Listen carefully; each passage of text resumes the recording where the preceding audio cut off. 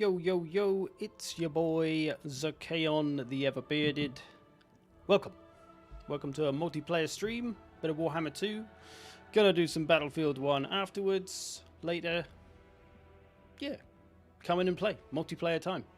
Welcome Norris, Artyom, Maggot, Bambalam, Kevy, Willow, Salad Ass. Interesting. Password is Rude Bat. That is the password, take it in. Maybe we could do a 2v2 to start with. As we got Willow and Outer, we could do a good player on either side and then a noob on either side. Get one of those in early.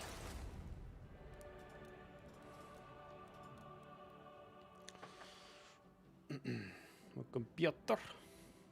Welcome Luna. Game's open. Rude Bat is the password. Rude Bat.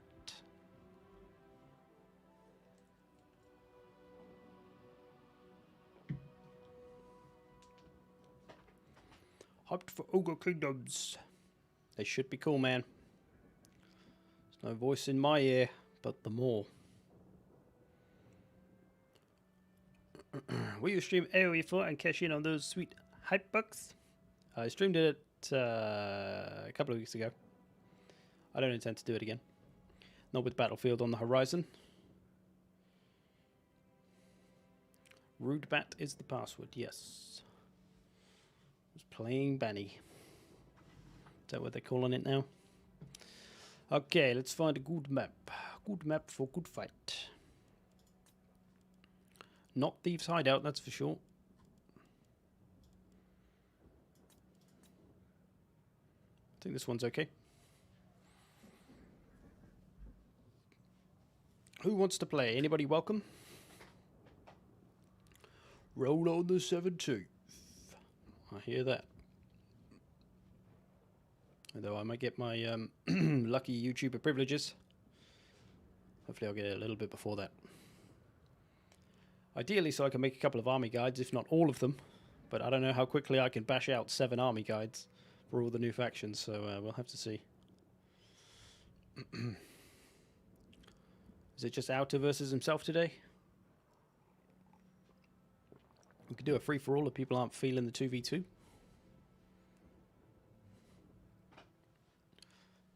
I think Willow was going to join, but then he said he was scared of you. So he's not joining. I think that's what happened. Relapse is a multiplayer noob. Well, you can jump in this one if you want. If you are a noob and you want to play a game and you want some feedback, we can do some 1v1s later. You can find another noob. Well, we'll find you another noob. And you can do a 1v1 and I'll give you some pointers and tips and help you on your way. I tried to join, but my game's got an update. Yep, there was an update the other day. Trying to connect from Australia is no fucking fun, mate. Shit. Struth. Yeah, that doesn't sound fun. Why is it 4 FPS? Willow's in a mission. In a mission in what? Is he playing Fortnite? Is he doing a Fortnite mission?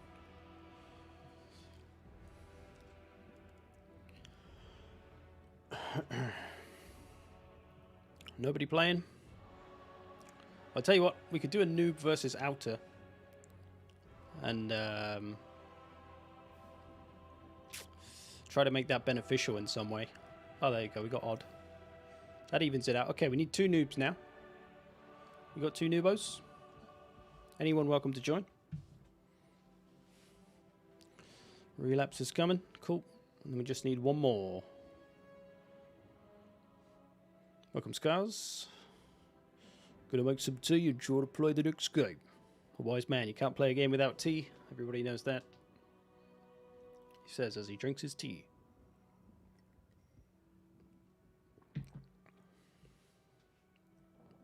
Password is Rude Bat. Rude Bat. 1 word, lowercase. Not sure your Outer's equal. Well, you'll still match up somewhat. You're an experienced man. Outer might derp it. I've seen Outer make a botch of it sometimes, just as we all do. Maybe you'll get one of those games. Or maybe he'll be on point and he'll destroy you. But, you know, Just roll on the chance. Right, we got Fluxen, and be patient, I'm stupid. Who's this? If you got a different name on YouTube as you do on Steam, do let me know, so I know who I'm talking about. Are there any mods that you've tried and thoughts? SFO. I haven't tried SFO. I'm not a fan of overhauls because so much of my life is spent kind of learning the base vanilla game and, you know, making guides on it and transmitting that to people, trying to get all the knowledge from that over to people. If I play something like an overhaul mod, I have to relearn the entire game. And I don't have time to do that, so yeah. Fluxen, it's Fluxen, good stuff. But I have tried a few mods, mostly unit cap mods for campaign. The Kislev mod, before Kislev was a thing. Lobby name, did I change it? I think it should just be Z-Wars. Z-Wars. If you can't see it, well, it's full now, but you can join in the next one. If you can't see it, you might need to add me as a friend on Steam, which is fine. Play whichever factions you like. Build your armies however you wish. Let's do it. Willow's available in the next one. Alex is around. Welcome, sir. I haven't seen you for a while. Not properly, anyway. Is your version using the cavalry beta? Yes, technically, because the cavalry beta is now live.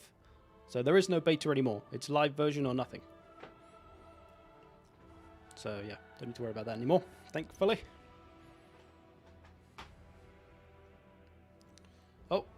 Oh, we lost a man. Man down.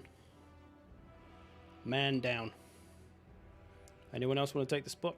Password, rude bat. Rude bat. Lowercase, no space.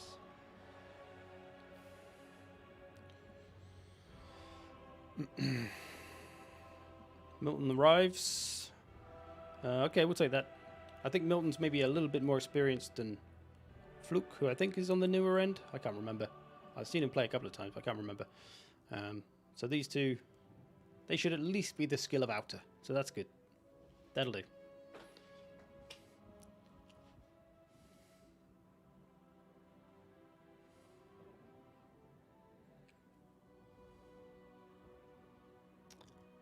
So if you had to pick one faction, if I said you can only play one Warhammer 3 faction and then I'm going to shoot you in the face, which faction would it be? I feel like Ogre Kingdoms might have changed a few people's minds. I'm not sure. One faction and then good night. Which faction is it? Kislev, Cathay, any of the Chaos Gods, Ogres? Who you got? I feel like I need to redo that poll now, including the Ogre Kingdoms. Willow still on the Zinch? Okay. Okay.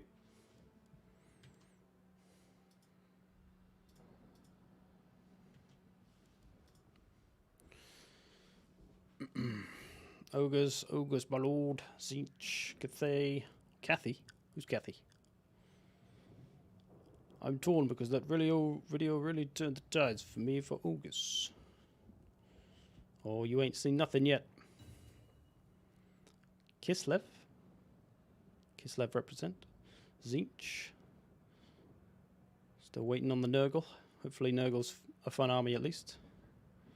We don't know yet. Let's go, fellas. Come on out. You've been in there the longest. There we go.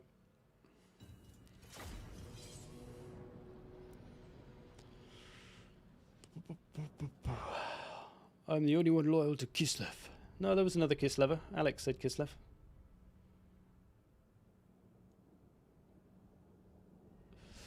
They scream and they run, but that's part of the fun. That's all you get. I feel like I should have it as an intro song. Are Chaos Dwarfs coming? Probably. I imagine there'll be a DLC race at some point, as they are one of the more fleshed out popular factions of, well, that's left that isn't already in the game.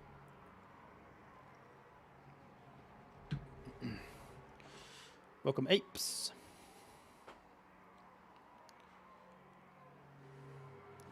Forget about other races. It's all ogres now. It's all ogre now. Sorry, I see the joke there now. It's all ogre.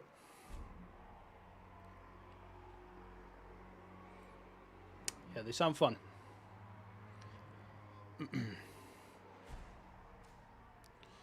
Hopefully this doesn't take too long to load in. This map is not too bad. Uh-oh.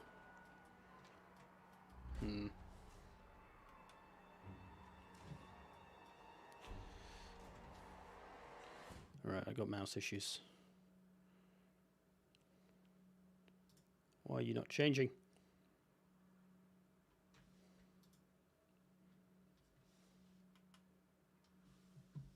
Total War, it says.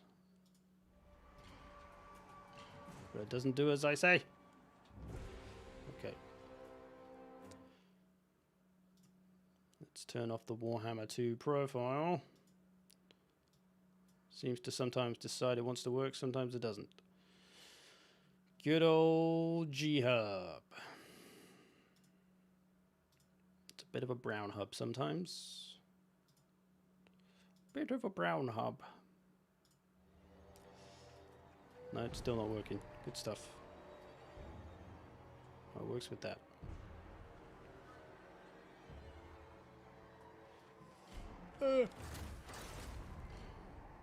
Oh, luckily they're setting up anyway while I figure this out. Oh, come on, brown hub. Was it laggy? Oh, it is already middle click. So I've got it assigned so that my one of my side buttons is my middle mouse button, so that I can just hold that to move the camera around, like this. But it's not actually working for some reason, because it keeps changing my fucking profile. I can see it changing. Let me put it over here. I can see what it changes to. Changes to fucking Warhammer 2. I just turned that off. Oh, G-Hub's a load of shit. I love Logitech stuff, but their G-Hub is absolutely dogums. Where's it gone? Where's it gone? Oh, it's that version of it. Okay. 2 versions of Warhammer 2, apparently. Good stuff. There we go. Okay, now I can move my mouse as I wish. Okay, they should be about ready soon. If you can't find Z-War Battle, it's probably because it's full up and already going.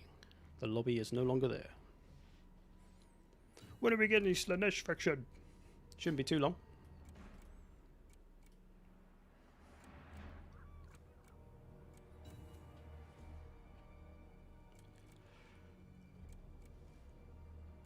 Clocks are ticking down. Alright, here we go. Uh-oh. So we got them playing inside each other.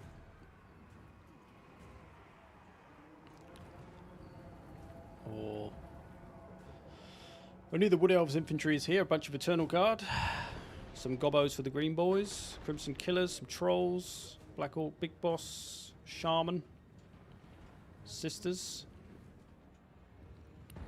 Outer, of course, is pulling some tricksy plan. He's got 1 million units of Vanguard deployed cavalry, as do the Greenskins in a goblin form. So this should be interesting. Empire, looks like they're trying to adjust. Bretonia coming over to help. This is going to be a messy battle, especially in the trees. It's going to get ugly. Green Knight and Alberic for Milton, as always. Oh, tree makes the save. Willow making the save from the fireball there. Well played, Willow.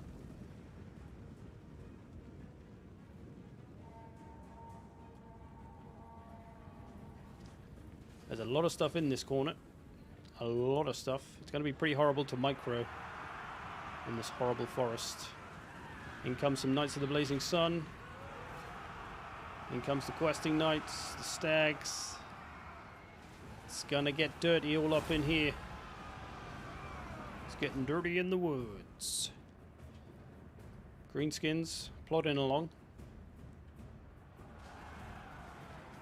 Oh, something big's coming down.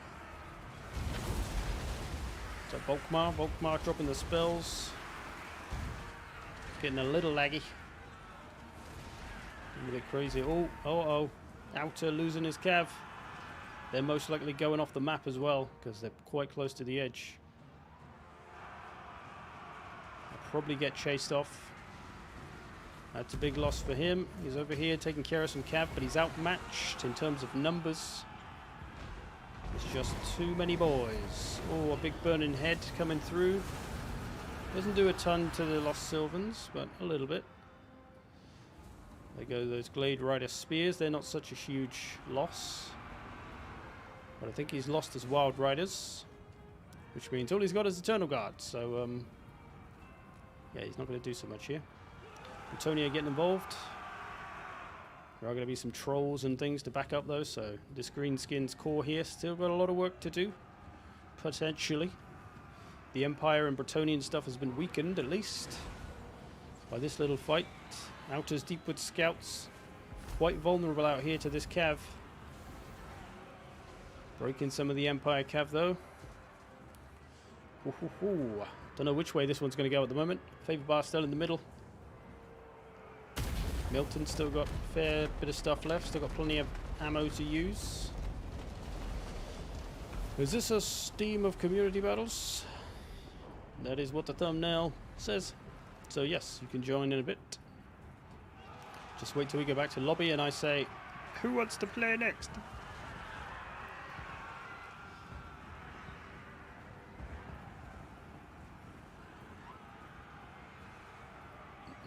A lot of Empire stuff still intact. Missiles coming in on the Spider, getting some good damage done. Those fire arrows of the peasants, good for taking down these trolls.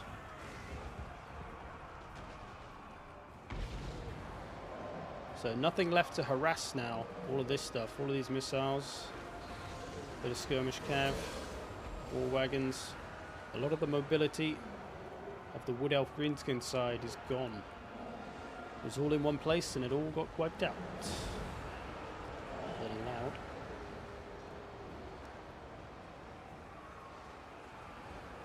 Broken some of the trolls there. Missiles doing the job. Little Curse of the Bad Moon here, don't see this too often. And this is why. This is doing absolutely nothing. Down he goes. Password today is Rude Bat. Lowercase, no space. Rude Bat. So it looks like Empire Bretonnia has held off the little sneaky flanking party.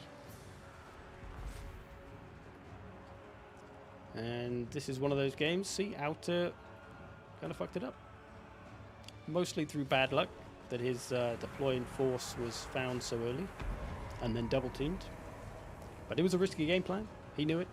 He took the chance. Didn't pay off this time.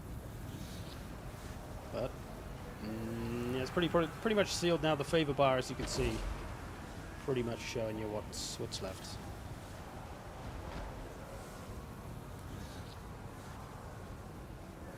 So that was just an ambitious game plan gone wrong there, that was all.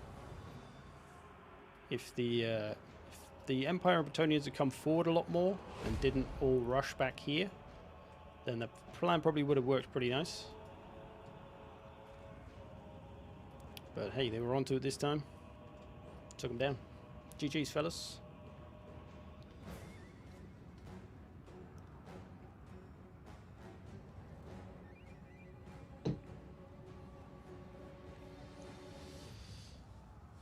I hated when people deploy inside my army. Out to put his stuff there. If you could just concede and save the time here. Unless it's already over. They're still going? It must be. I don't know what's still going there. Didn't go as planned. Yeah, shit happens. Sometimes you try those crazy game plans and they don't work. Good game there, fellas. Free for all time? Sure, why not? Free for all it up. Why don't we make it interesting? Why don't we do all the same faction free for all? Who else wants to play? I'm going to boot you out for now, Odd, just because you played. Oh, it looks like the lobby's bugged. Space Monk has bugged the lobby. Let's boot him out a sec. Okay, Space Monk, you can rejoin if you want. You just bugged out the lobby there, so you can rejoin though. It happens. Skaven? What should we do? We've done Empire, we've done Greenskins. Give me some factions. Skaven, there's one for Skaven. Spartan and Space Monk arrive. Okay, so everybody's going to play as the same faction, but we haven't decided what that faction is yet. We'll go with whoever people say the most. That isn't Empire or Greenskins, because we've done those already. Your Space Monk? Cool. Dwarfs? Oof. We did one of those before a long time ago, I think. Took forever. Willow doesn't get a vote because he's in the game. Chaos. Chaos could be fun, actually. Lizards, counts, lizards, Skaven, rats. That's 3 for Skaven. Skaven. Beastman. Okay, let's do Skaven then, as it's a faction that everyone will have. We don't have to worry about DLC. Okay, everybody plays Skaven. Stronger players have to play a sub-faction. Whoever feels that they're the weakest player can play the main faction.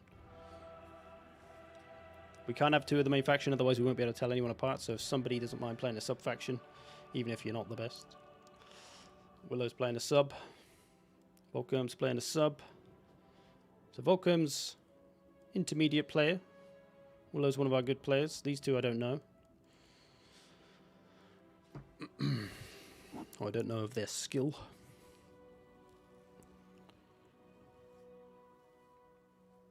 We're going to go with Skaven. We'll go with Skaven. Could be fun.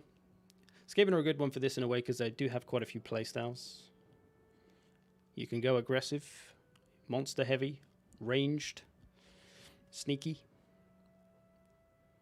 Imagine if they all go sneaky armies. What a mess that'll be. Let's find out. Let's change the map up.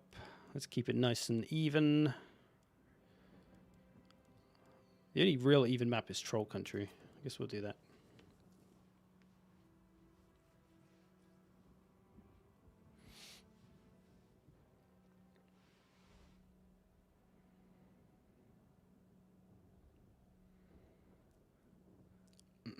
Skaven has the greatest variety of units. I wouldn't say they have the greatest variety. I'd say Greenskins probably have more. Because they don't have any cav, so you don't have to worry about that aspect. They don't have any flying. They don't have any skirmish cav. Just doggos. Kept saying error when you tried to join, probably just because it filled up before you got a chance to get in, maybe. My caster has a new item. I don't think I've ever seen this before. What caster is that? Don't think I can look. What does the item do? Ooh.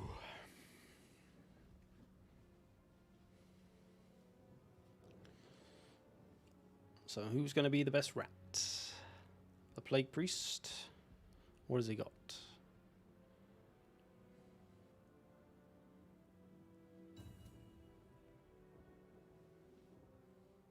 Two men ready. 2 rats ready. 3 rats ready.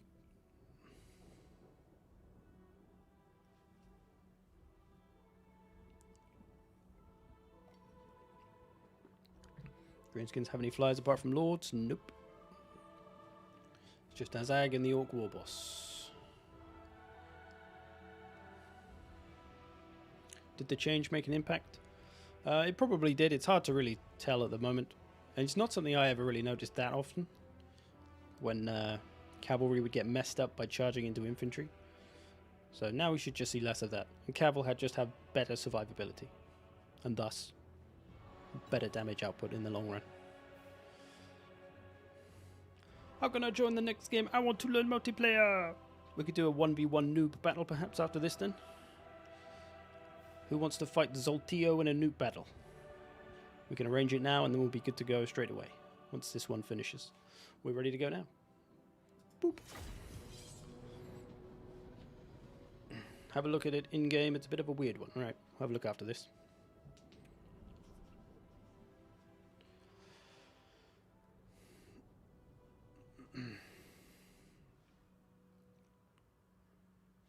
Do you have one of them standing up desks? If I didn't, could I do this? Exactly. The answer is yes. Sit, stand, goes up and down. Stand up for a bit, I'll sit down in a bit. Gives me the options. Charge cycling feels better now, while not being OP. Good stuff. There's quite a few big changes coming with Warhammer 3 though. I wonder how everything's really going to function. How much things are going to change.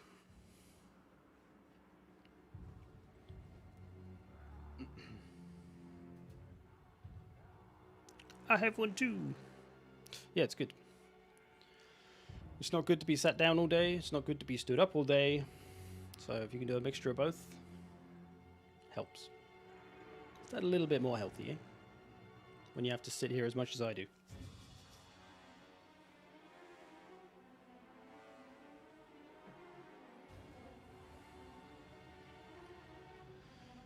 If you were an ogre warlord, would you pick gobbo ears or skaven tails? Well, as I already have goblin juice, I obviously have a taste for goblins, so there's your answer. Can't wait for all the new bugs and exploits.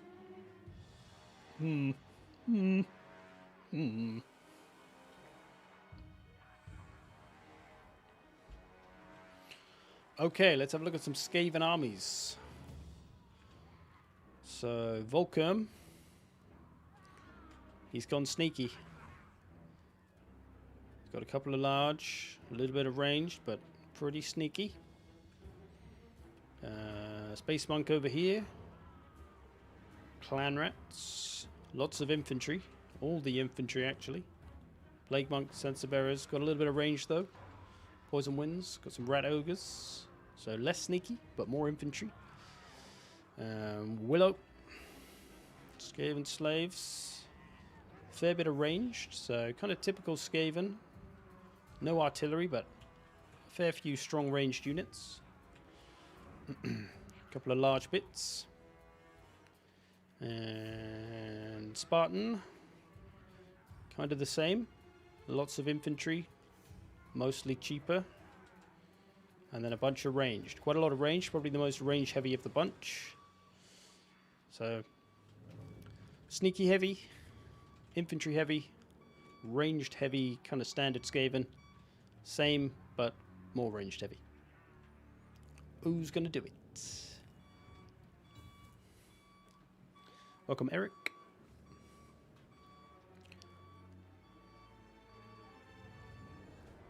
Pipes of the Piebald.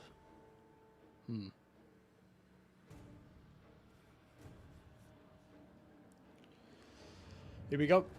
We're off skis. Who's going to go for who?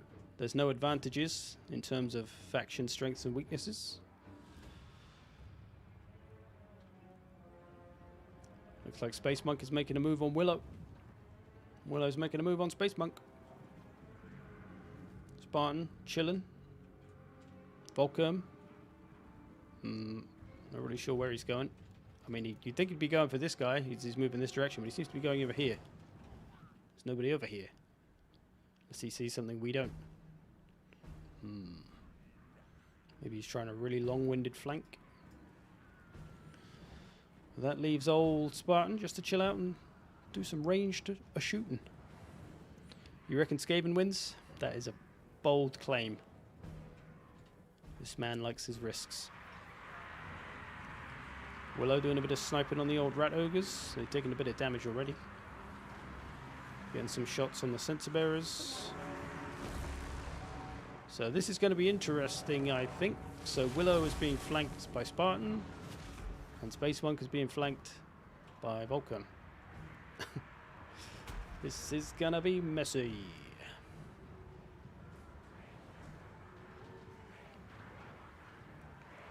Willow's infantry breaking, but it's only Skaven slaves. Oh, he's got these. He's got these. Oh, he's running straight past them. Fool of a toot. There you go. Willow's got some doggos. Those doggos need to get doing something. Oh, there's doggos out here actually. Double doggos. Double doggo surprise. Space Monk losing his lord though, his Grey Seer. Been sniped down. You need to use those hounds really. The wolf rats rather. To come around. Start harassing the missiles. Spartan, get in the long range points. Willow steaming ahead in the points though. Probably mostly because he sniped that lord away. That's probably got him a lot of points. Beating down the infantry and such. Can he steam so far ahead in points that he, even without the last man standing bonus, he still gets the win? Can he do it? We'll see. His army's taken a bit of a beating. Not too bad, but his missiles are quite vulnerable now. Volkerm's arrived. He's just chilling though. These boys need to get in there, otherwise Willow's going to get so many points it's just going to be too far ahead for everyone else to catch up. Got to get in there. If you sit back, it's not a good strategy in free-for-alls. You won't have enough points to get anywhere. Spartan, you need to get in there, man. Otherwise all this will be dead, and then you'll end up with like 3,000 points. Free-for-alls kind of force you to play a little bit actively and aggressively. Otherwise everyone just steals all your points. Artillery and missiles can get you a few points, but you've got to get all your melee units in there really.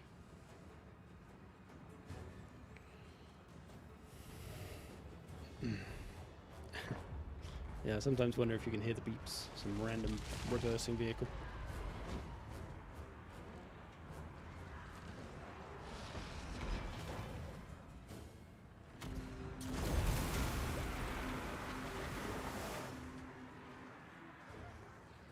I'm still got a Space Monk rather, still got a few bits around. Still got some damage dealers. Willow's getting to use a fair amount of its ammo, which is racking him up the points, 15,000 now.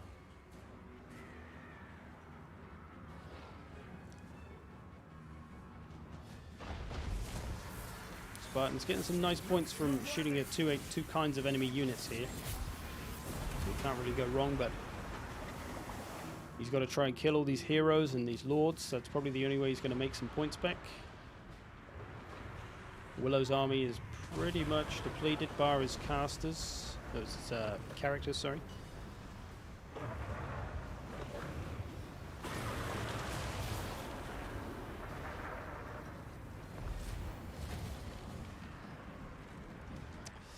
So it's going to be a case of who can steal enough points from the other guys to overtake Willow in points.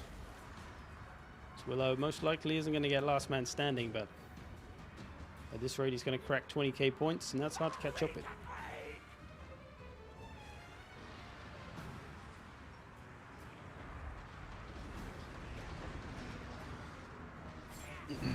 Why Total War Medieval 2 is the greatest Total War game ever? Disagree.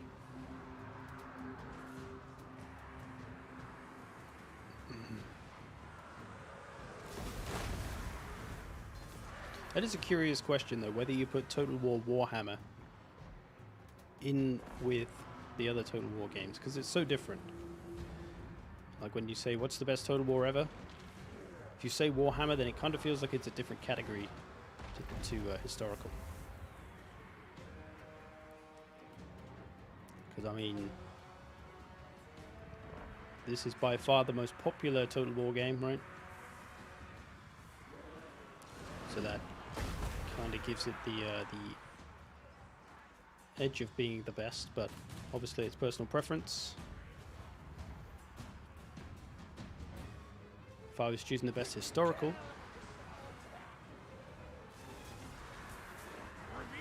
don't know, I might say Shogun 2.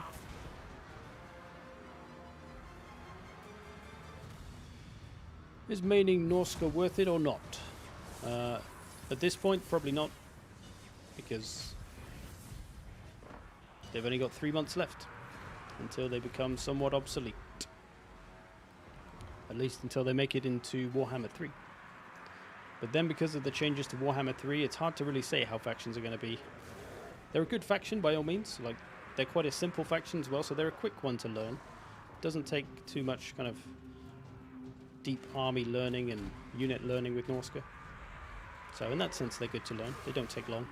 It's not like trying to learn Skaven, for example, which is a little more technical. Willow going to crack that 20k. Space Monk is out of it.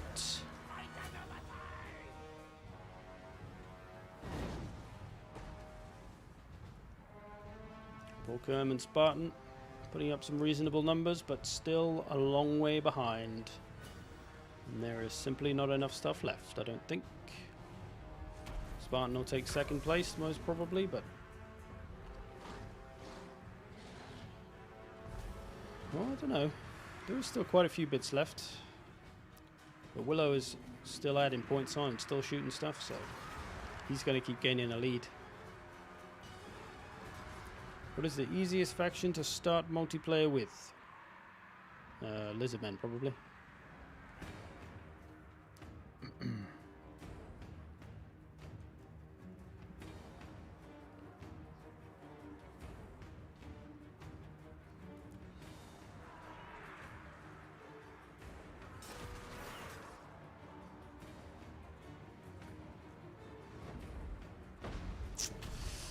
I think this one's a GG. If you could save us some time, if you're pretty sure you're going to lose, if you could just concede to save us time. But if you believe there's a chance you could win, by all means keep playing. But saving time just means we can get more games in. We are wavering.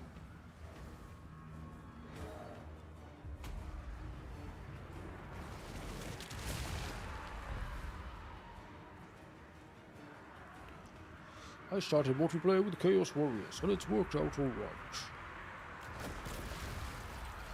Yeah, Chaos aren't too bad. It's just good to have a faction which kind of makes you practice a little bit of everything, I think. Chaos is kind of that, but you don't have any normal missile units, right? But Lizardmen are a bit more forgiving than most. I'd say like Greenskins because they're very strong, but then Greenskins has low leadership and you need to learn how to kind of manage that. Whereas Lizardmen, they're pretty forgiving in that sense. They're quite tough, they don't rout easy, they got some strong stuff, infantry hits hard. Don't have to faff around with missiles too much. Will I concede? You lost.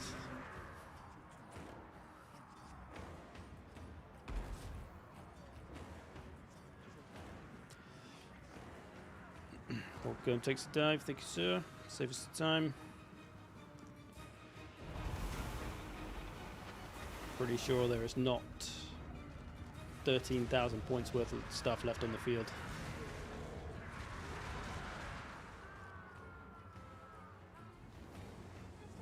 I'll let him finish, won't take long. Empire counts are simple but gimmicky.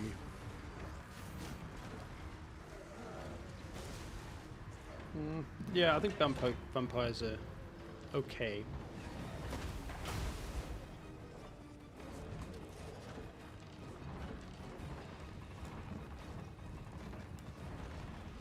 Empire's harder to manage. Empire's probably one of the hardest factions to play well.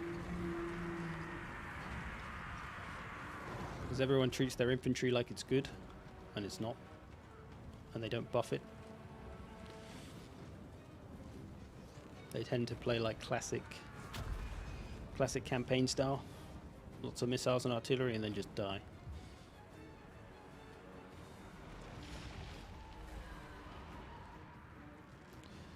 Alright, Spartan, if you could just concede at this point. Just because it's pretty much over. There's no point actually watching you chase him off the match. Chase him off the map. GG, GG. Cheers, buddy. Unless it ended by itself, whatever.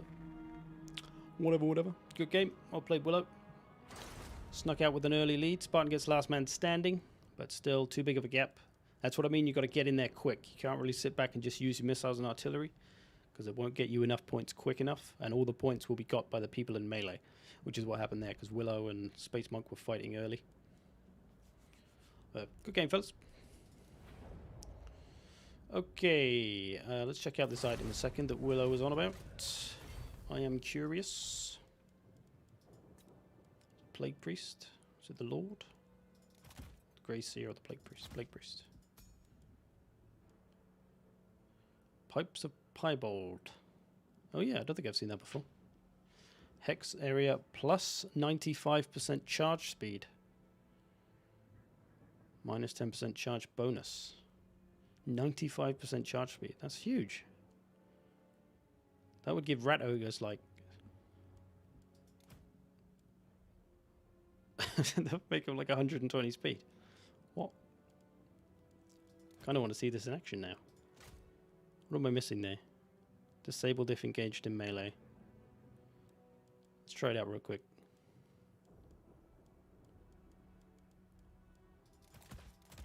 Only affects it. Oh, it's enemies. Okay. What? Why would you do that?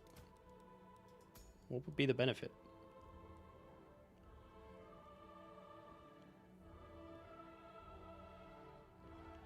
But why would that? Why would you use that? I can't think of a situation where that's useful. To speed up the enemies to get to you. But to take off only 10% of their charge bonus. Because the extra speed should make them do more damage as well. So while you're taking some damage away from the charge bonus, you're still adding it on with extra momentum and collision speed. I think it's supposed to be minus 5 charge speed. Not 95. I mean, that would make sense. 95. I guess you speed the enemy in. It's meant to be less effective. Then you kill them. But that could quickly be negated by somebody just issuing it or just changing the order to their unit. Let's try it out a sec. Let's see. Maybe the numbers are just wrong and the effect is different.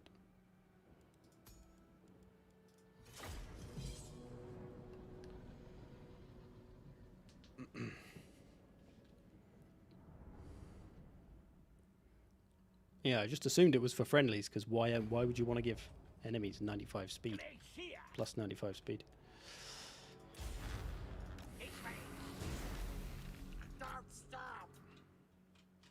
So let's send my Grey Seer up to be charged in the face.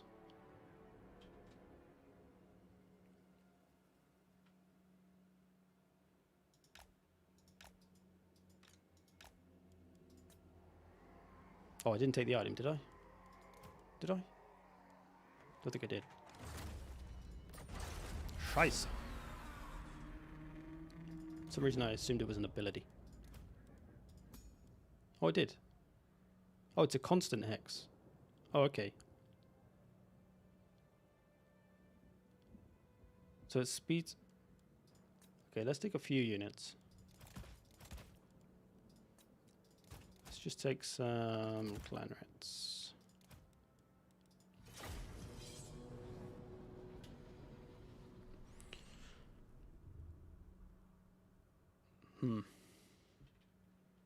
Sure what this usage is. I am ready.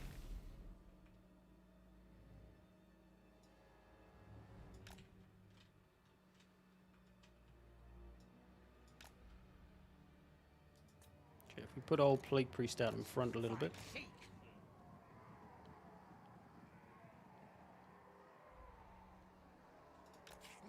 Run, chase me. I should have made them the attacker because they're gonna not attack until we get close. Come on, let's Good. Yes, yes. see when it affects them though. Not yet. Plague priest. Here we go. For clan. So they have it on them now. Oh yeah, their charge speed is really quick. Look at the little legs going. Okay, so it speeds them up really fast. So it does do what it says it does. But what is the purpose of that? Just to reduce charge bonus? Like if it was just if the effect was just reduces charge bonus, then it kind of makes sense. But to give them the speed boost as well? I don't know, I'll have to ask. I can ask Duck. Anyway, let's get back to the battle. I think we were going to have a noob battle. Who asked for it earlier? Zoltio? Okay, it's going to be Z-Wars number 1. It was 3 just now. Password is rudebat.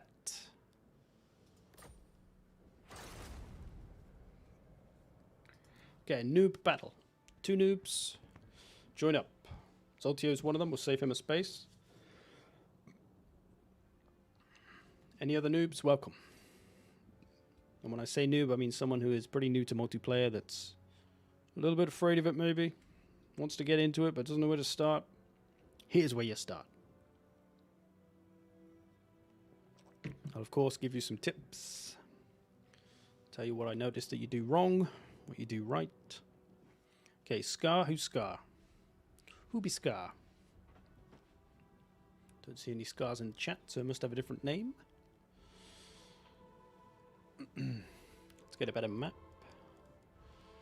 I've never played a single multiplayer match. Aha! We've got a virgin. We've got a virgin, lads. If you want to play, we will take your virginity. We'll find someone, preferably another virgin. And we can watch. Scars? Cool, you are here. Sweet. Do you play much multiplayer, Scar? Big noob? Big pro?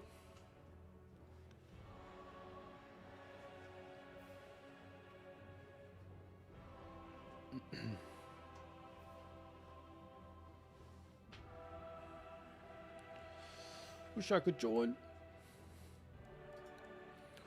My computer takes around 30 minutes to load battles, so you need an SSD, my man. Not very much, but can do something. Alright, we'll have a look, we'll have a look. Play whichever factions you like. Build your armies as you see fit to face your opponent.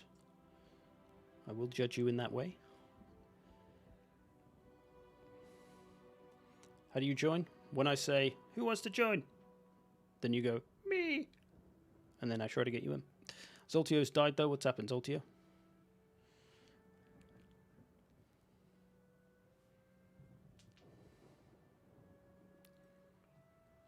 $1,700 hours, 0 multiplayer. Hey, it's quite common. It's quite common to have that kind of number. Or those kind of numbers. The ratio being 100% to 0.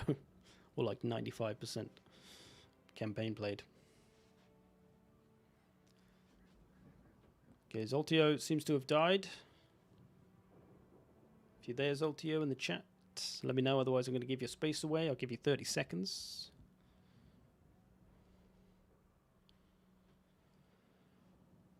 Oh, we got 2 virgins. Your boy Blue and Morning. You two can play next if you like. If you fancy it. Have a better multiplayer. Why not do it on stream, eh? Welcome, Brad. Okay, space is open to another noob. Zoltio's, I'm going to guess his internet maybe died or something.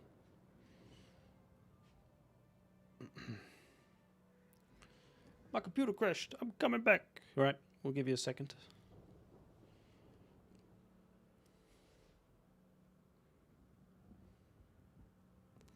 No other item changes. Was it not in the blog? The patch notes? I didn't really read them properly, so I didn't notice, but I don't know how long that item's been there.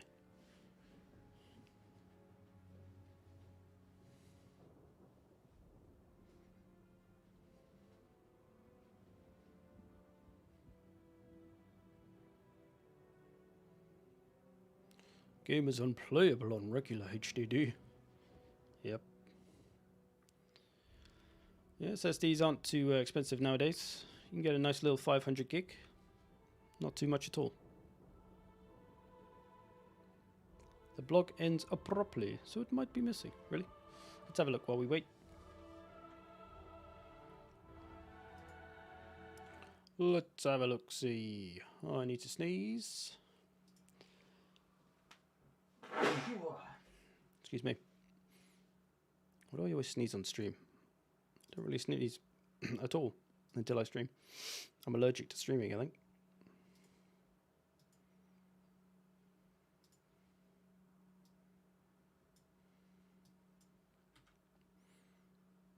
Oh no, this is the wrong one. Back again, back again. That's the campaign mechanics. Where's my patch notes? There they are.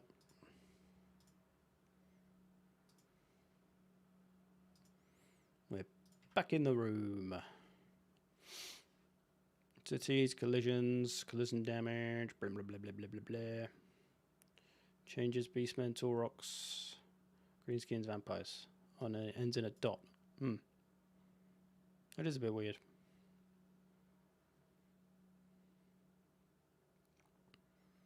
But I mean, it's in alphabetical order.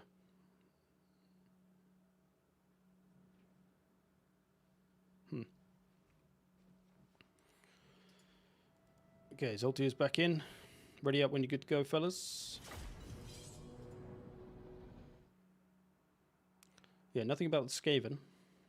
Maybe it was in the last patch? The one before this one? Nobody noticed.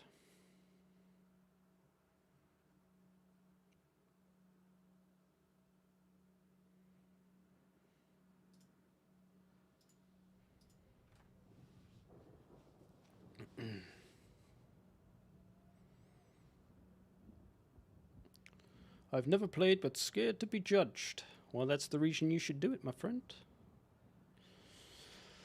You know I'm not going to actually be horrible. I might make a joke if you do something silly, but it's all in good fun. And you'll realize, hey, multiplayer's not that scary. It's actually kind of fun. And it's actually a better way to experience the battles than campaign will ever give you. So give it a try. Why not? We won't be judging. We'll just be giggling to ourselves. Did you see what he did with that cab? Only joking. Only joking. Maybe.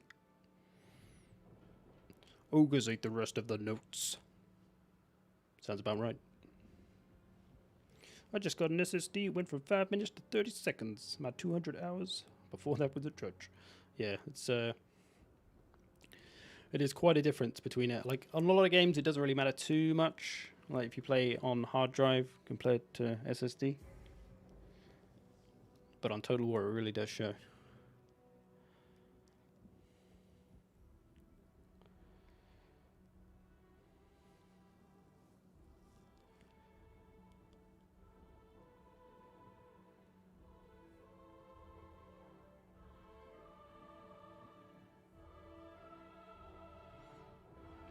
%95 speed. Why would you want to give the enemy 95% speed? What is a practical use for that item?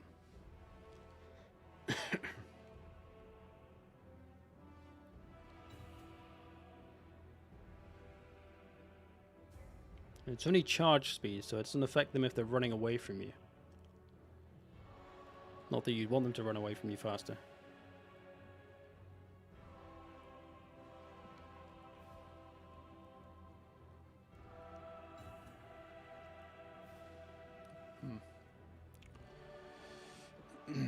Did you see Rubber Duck of War got a CA to agree to a multiplayer tournament? Yeah, he asked me to be in it and to be one of the people training people, but I was like, I've been doing that for like 2 years. So yeah, I don't really have the time for it. Plus, it's one of those things I don't really know how you fairly find a new player. It seems like a really easy thing for someone to just go, here, mate, pretend you're a shit player and we can enter this tournament, you can win it, and then we'll get some money or whatever. So it seems like it's going to be hard to avoid that.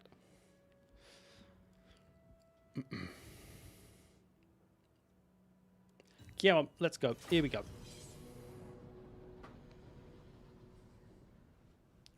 I'm playing games because I do not care for ranks, clans, or factions. I'm just playing some strong, powerful opponents. Yeah, that's what I'm trying to promote here. Like, a lot of multiplayer is promoted as you really, like, you need to play tournaments and you need to play pro level, otherwise you just shouldn't play multiplayer. That's kind of the vibe you get from the multiplayer community a bit, where I'm trying to kind of make it more casual for people. Like, you don't have to give a shit about tournaments. I've never played in tournaments. I have no interest in playing in tournaments. I'm just playing for the fun of it. You don't have to play high level shit. You can just play battles for fun, and over time you'll actually get better. You can play tournaments and stuff if you want. Nothing wrong with it, but it's not the only way to play. You can't just have a mess about it. You know what I mean? I guess it would make them charge so that they meet an unfavorable position if you don't expect the item. That's such a niche usage, though.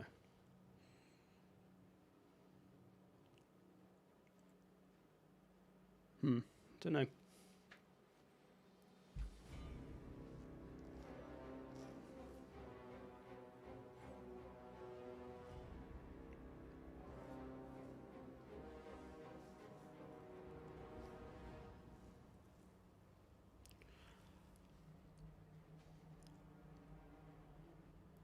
They need to add an unranked mode. I mean, that's what we're playing right now.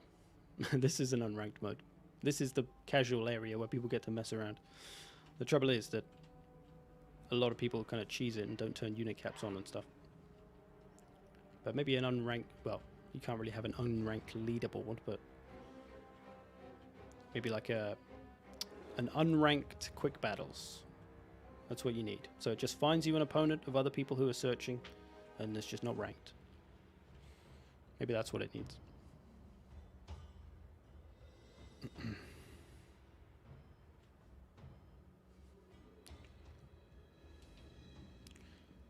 What happened to the tournament you were planning a while ago? Did I miss it? No, still plan to do it. We were initially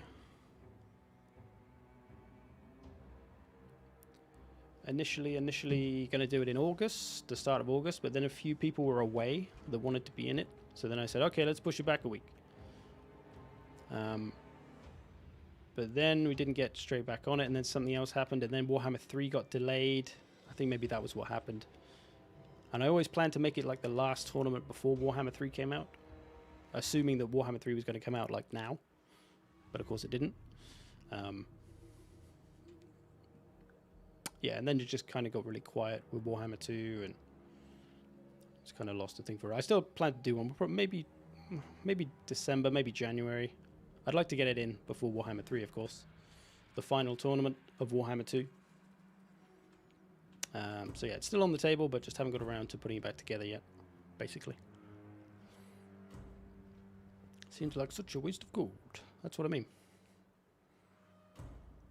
You can't use the item to make someone charge, so any affects an enemy at the time would benefit them anyway. Exactly. Especially if you're playing ranged Skaven, you want them to be able to be shootable for longer. Speeding them up, it's not going to help.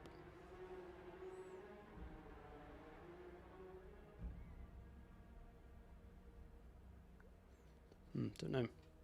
Ready when you are, fellas? Go for it. Dive in. Let's see who's got it. Here we go. So, Lizardmen and Dark Elves. Dark Elves bring in Bleak Swords, Blackguard, a couple of Dark Shards, Witch Elves, some Flyers, Marathi, more Nagaron, a bit of Cav. So, fairly decent army.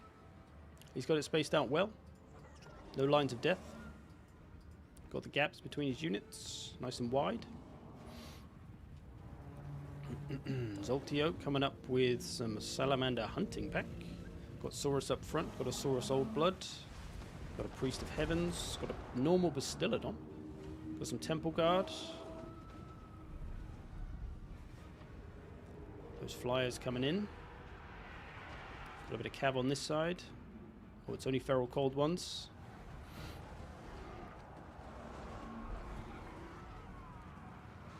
So infantry frontline advantage to the Lizardmen. They'll be able to punch through green swords, no problem. Witch Elves there as well, though. Nice buff. Nice buff to these Saurus. They're going to punch through those even quicker. Those Witch Elves as well. Missiles being disrupted. Those explosions really disrupting this unit, knocking them all on the floor. Stopping them from firing. Little flank comes around for the Dark Elves. Gets after those Salamanders. They get a few shots off.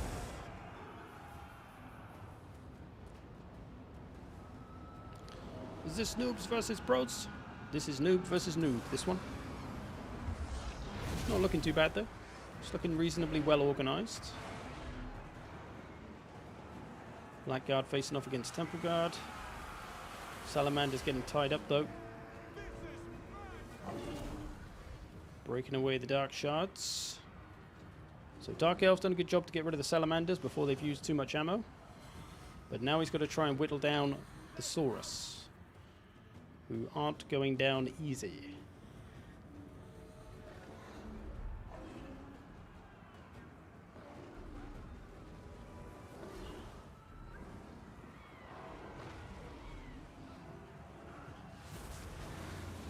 Temple Guard in trouble, being saved by Saurus.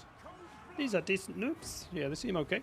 It's always hard to tell how newbie people really are, but only one way to find out. These two don't seem too bad at all. Fairly even fight so far. Favor bar still in the middle. All to play for.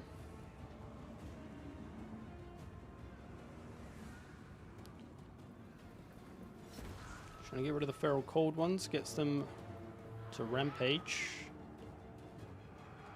Gonna try and save his dark shards. These dark shards really need to use their ammo. Oh, never mind, they got velociraptors all over them. Clever girls.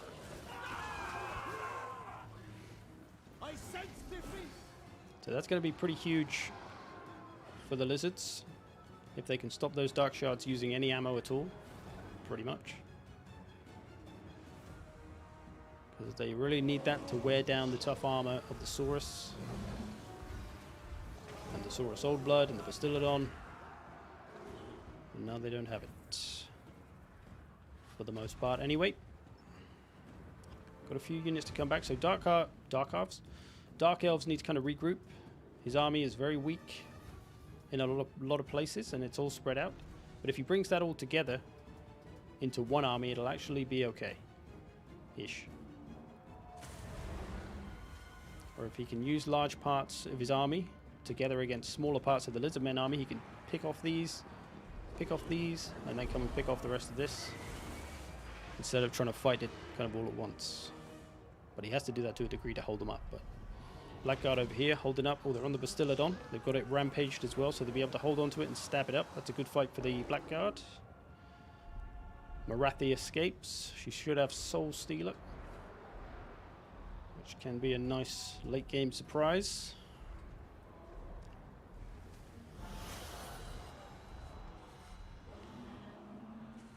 Just trying to get rid of those dark shards. They've been left unattended.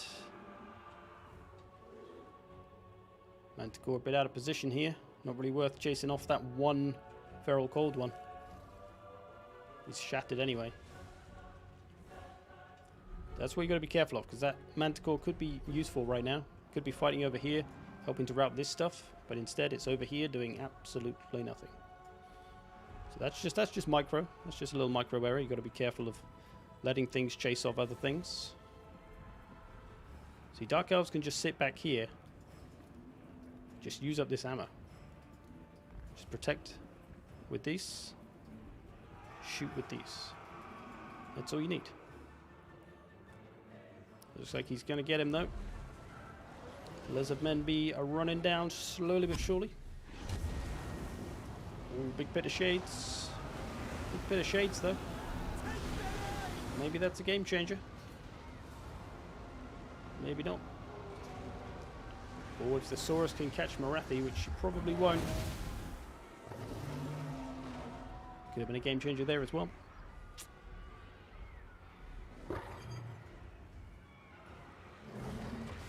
Dark Elves. Looking like they got it.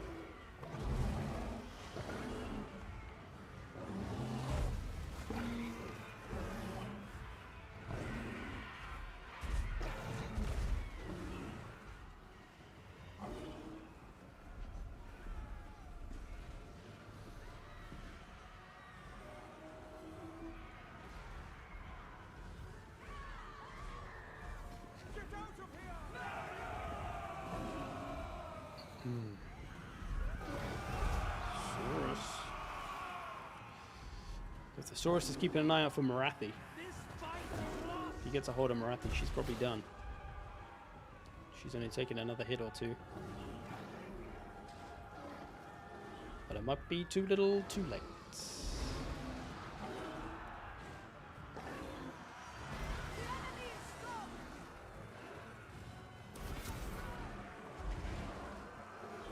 See those dark shards, these powerful armor-piercing missiles? Just wearing them down. Good game, fellas. It's a decent game. Both looked like you knew reasonably what you were doing. I'd say the only questionable thing... So for the Lizardmen army, not sure what he was planning to use the Salamanders on because they're anti-large. And High Elves, Dark Elves don't tend to have a ton of large. You might see a War Hydra or something, but very unlikely. Cavalry is probably the biggest threat. Or like well, I guess Marathi or Malekith on a dragon or something. Maybe that's what he brought them for. Feral Cold ones are always a bit useless as well. Considering that was his only real mobility, as in something that can flank around and get after the missiles. They're not reliable enough because they go into rampage if you like flick them. So yeah, maybe you would have been better off just taking 1 unit of cav rather than 2 units of those. Maybe you only needed 1 unit of Temple Guard as well. They can snipe dragons, but that's mostly it. Yeah, there's maybe too much anti-large in the army. You don't need 2 units of Temple Guard here, probably, in this fight. Because even Saurus, they can beat up something like a dragon pretty well if they surround it. So you've got plenty of kind of punchy killing power. You could have done with more mobility, I think. More cavalry. Didn't have any skinks, which isn't necessarily a bad thing, as you had the 2 salamanders, so you had some kind of range. But I think skinks are probably quite useful to slow down the Dark Elves a little bit in places. Dark Elves' army looked okay, though. Didn't bring too many missiles, which is a good idea against the lizards, because they will usually be all over you, as they were. As you can see, Dark Shards didn't get to do too much. This one did at the end a little bit. I think it got most of that damage at the end, shooting the Saurus, Old Blood. So yeah, had the crossbows instead. Had a couple of Blackguard. It's good for chasing off all those large monsters, if not getting a hold of them. Had some harassing stuff in the Harpies and the Dark Riders.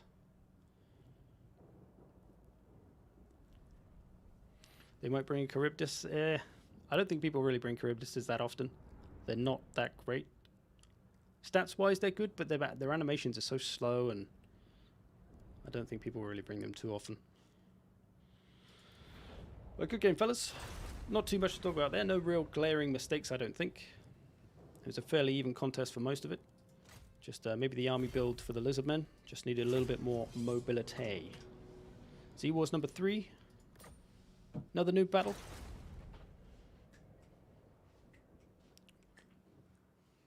You next in a 2v2. We could do a 2v2 after this one. Somebody said, Jesus, come on, Jesus. Jesus Santos, now's your time. Step up. Show us what you got. You can join the battle, yes, if you're a noob. Looking for noobs. But didn't we have a multiplayer virgin somewhere? Do we have a couple of virgins? Who's Flan? Who be Flan? Relapse is relapse.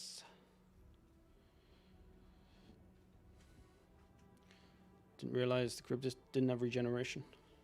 I mean, Charybdis could be okay against Lizardmen, I guess, because they got a lot of... It's good at single monster fights, as we learned from Who's the Best Single Entity Monster. So it could be good against, like, Saurus, Carnosaurs and Bastillodons and things.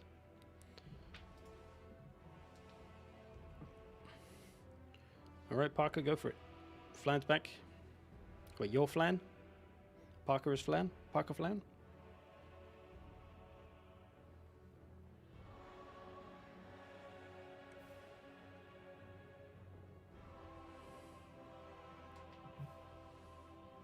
Nope, Flan is Flan. Okay.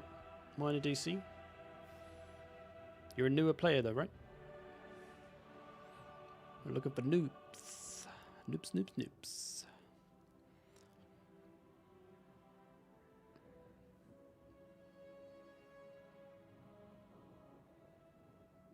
Yeah, it's just because I said who is Flan, and then I saw Parker said I am, but I guess he wasn't replying to that.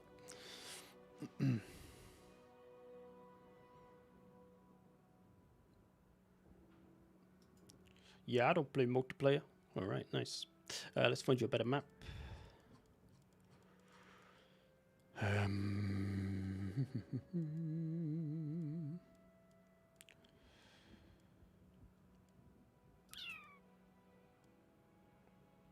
Langwheel? Why not? Welcome, Skippy Eye.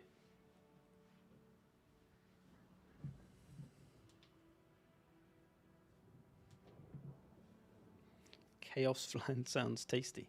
Does it though? Wouldn't want to eat chaos anything. When you get yourself a Nurgle burger. See how that does you. Or maybe a corn sandwich.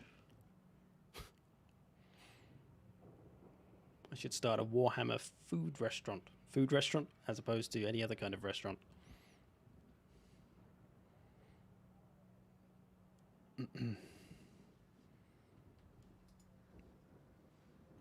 Cornbread. I'm not a virgin, but definitely a noob. Alright, we could do another one or two later. Please try not to take too long building your armies, fellas. Ready up when you're good to go. Just get it moving. Cornflakes, oh, but of course.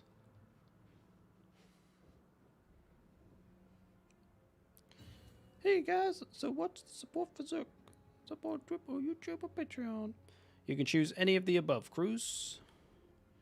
You can do channel membership on YouTube. You can do Twitch sub on Twitch. You can do Patreon on Patreon. Patreon will get you into, actually, YouTube membership as well. Still haven't worked it out for the Twitch subs yet, but that'll get you into the secret Discord where we talk about Willow a lot. Even though Willow's in there, but we have some secret channels.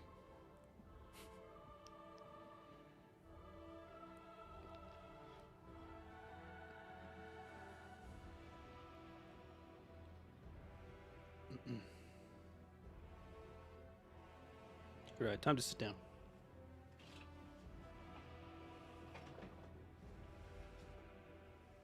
Come on down, boys.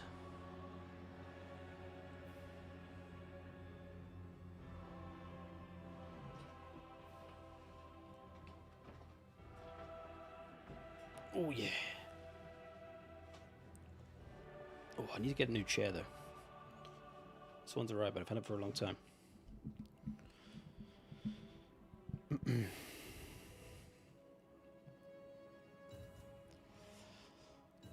Alright, now they're ready. Let's go.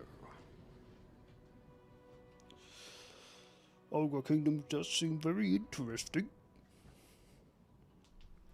Indeed. Look forward to seeing how they play in battle.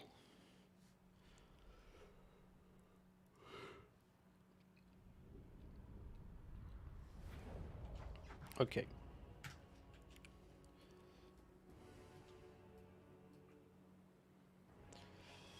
Whoa! Cruz became a brave champion. Thank you, sir.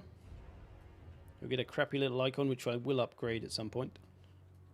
Working on getting a new logo done. Thank you, good sir.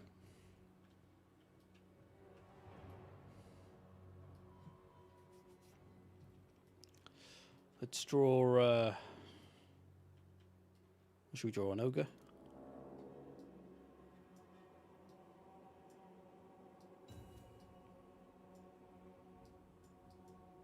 There's an ogre. There's his mustache.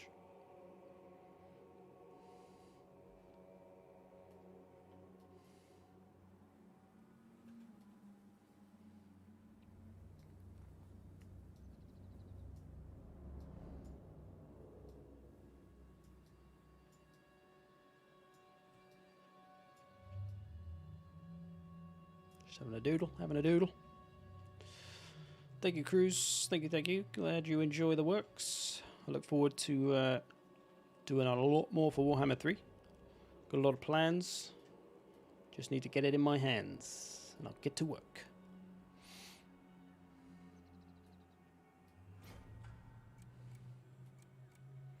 Okay, here we go. Uh-oh. Uh-oh. Anyone point out what's going to happen here? Especially against the Chaos. Is it Archaon? It's fucking Archaon. Oh, no. Oh, no. Oh, no. It's coming. It's going to be coming. Archaon's here. I think we're all about to get a lesson.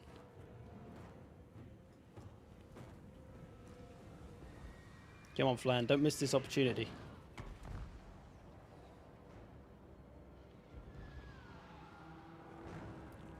This is a very big learning moment, potentially.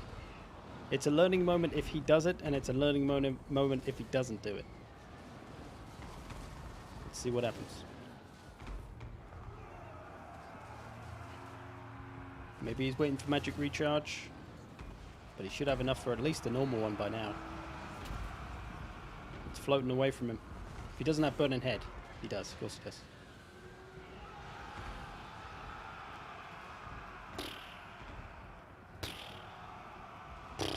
Oh, the opportunity's gone. You can still get it here. Man, I really wanted to see that. I wanted to see that line get ruined by a line of death, by a burning head.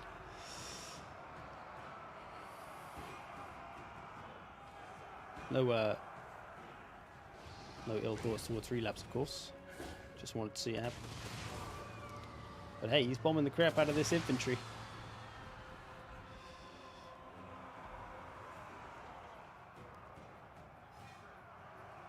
But maybe it was all a trick.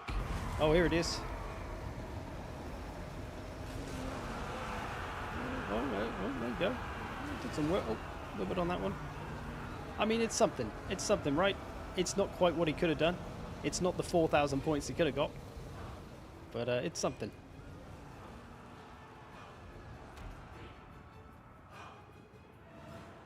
Taking care of some of the Empire cavalry. I'm not sure why that cavalry is even in melee, to be honest. It's Outriders. They should be able to run away from those.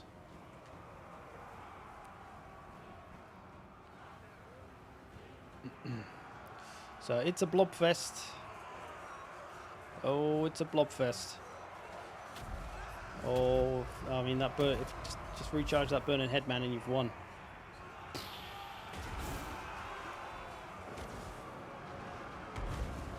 Oh, he's using it on fireballs now. I mean, burning head's probably recharging now, but still. Oh, we got some things to talk about with this one. Oh, there it is. There it is. I mean, he's going to get his own boys a little bit, but it's probably worth it because he just won the game. I think this one's a GG, fellas.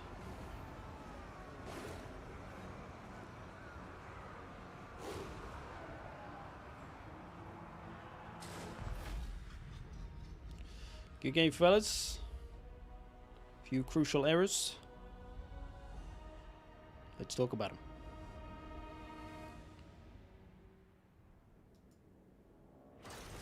Oh, he's a noob, my friend. He's a noob.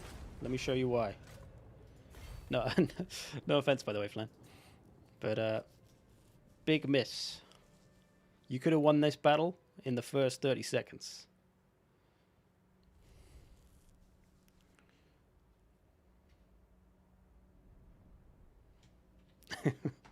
Watch out for the burning head. Also Sun Tzu. Okay, so many people will have seen my line of death video, where when you do this and you put all of your troops next to each other, you are pretty much asking to be wind spelled. Wind spells is spells that go a long way, like Burning Head or Penumbral Pendulum, or I don't know, Willow lists some wind spells. And as you had Archaon, Flan, with Burning Head, all you needed to do was run. I mean, what's the range on Burning Head? It's 150 meter range, so you don't have to be that close to use it. Quite close, but not that close. So when you got to like here, maybe, you could have Burning Headed all the way through this line, and you would have absolutely fucking ruined him. He might have got some of the units out the way, but you would have got 3 or 4 units probably before he did. Or even this. Just the missiles here. even the artillery. So the issue here, so this is why I said Flam is a bit of a noob, is because he missed this. This is like super easy to see when somebody puts their units all together like this. It's wind spell heaven, baby. This is just free money. So what you needed to do, relapse, was space your units out and also pull them as wide as possible. So you notice how your crossbowmen, I don't think they're pulled quite as wide as possible, but they're wider. So you want to pull them as wide as possible. All of these units should be pulled as wide as possible and also left gaps between them. So instead of having your units like this, all next to each other, they should have either been spread out like this with a big gap between them, or staggered, so they're kind of like this. So that if a wind spell comes along, it would just only get 1 or 2 units rather than 4 if they were all in a line. See what I mean? Worried about Archaon being gooned? You could see there's nothing to worry about here.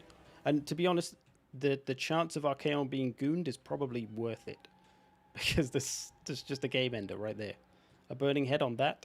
Obviously, it depends how the burning head goes. It might go like that, and then you'll mostly miss. But you probably would have got 3 or 4 units. If it'd gone all the way, you probably would have ruined everything.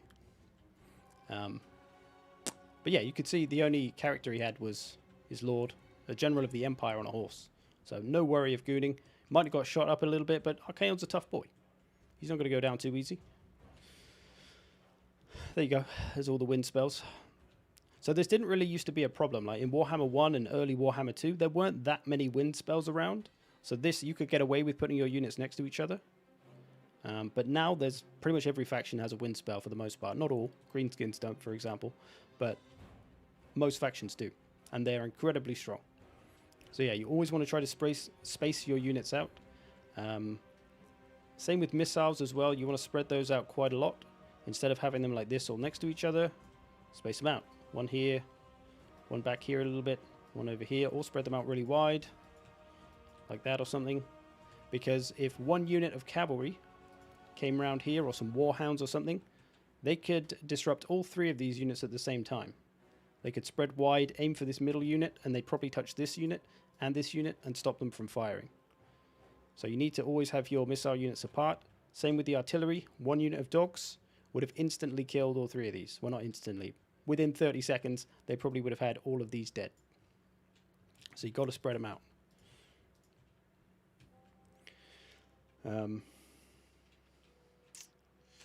Oh yeah, no caster. That's the other big thing for the Empire. You always need magic. Magic is a powerful resource that is only unlocked if you have someone who can use it, i.e. a caster.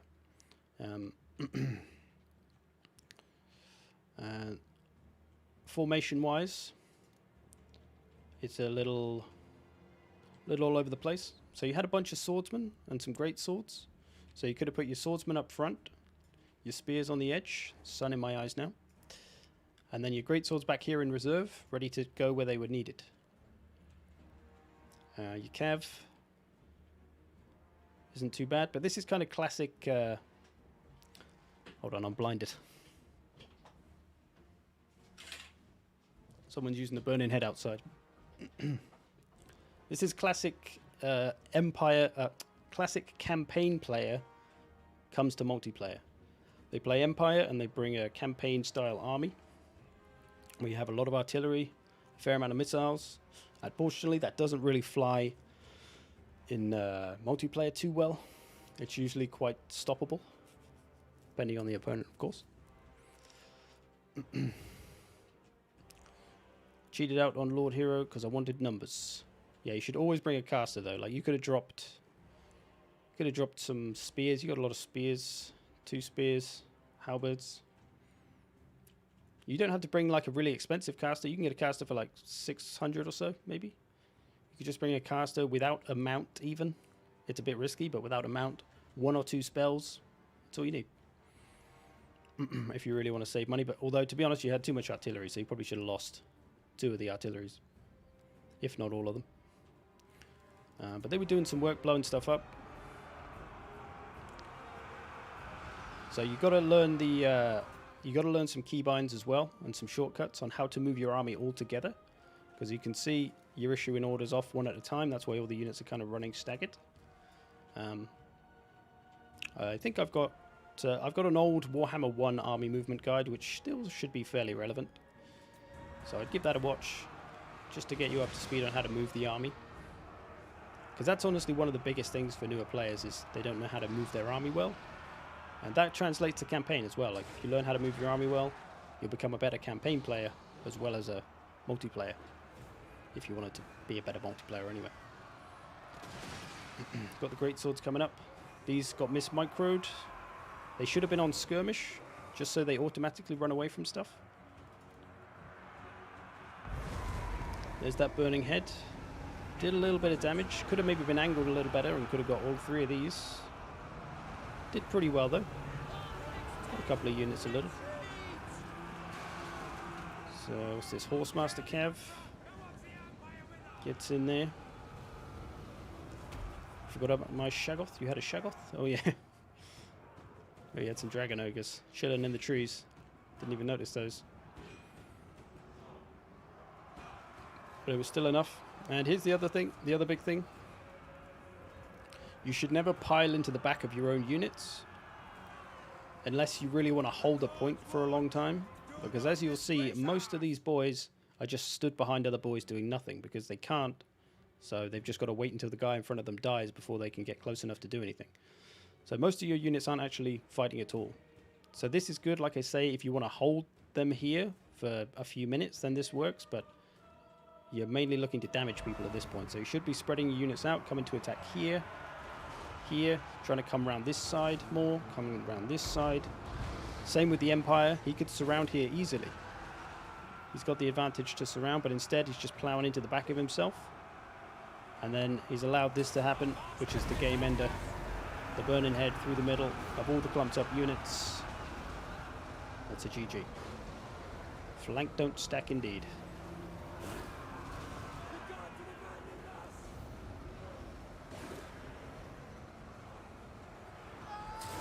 And then they all wrap.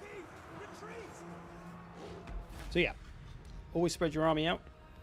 Always look, whenever you see a line of units all next to each other, if you have a wind spell, you should start licking your lips. You should get excited because there's a lot of damage to be done when you see a line of death available. And you've got a wind spell. Anyway, good stuff. Thanks for playing, fellas. Okay, Sea Wars 3 again. Thanks for playing. Well done for getting in there. Having a multiplayer battle, even if you maybe weren't sure about it. Come on in, Parker. Did you want to 1v1 somebody in a noob battle, Parker, or we could do a 2v2 perhaps? I don't really critique those so much though and give advice because there's too much.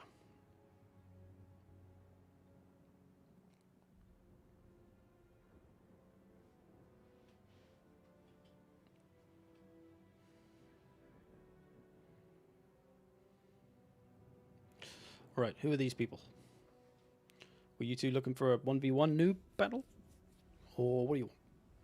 What do we want to do? We'll have maybe 2 more battles, and then I'm going to move over to some battlefield. 1v1. Are you in the game, Parker?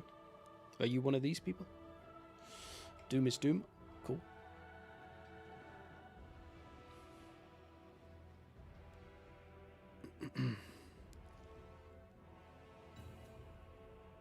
I've never played multiplayer. We got a virgin.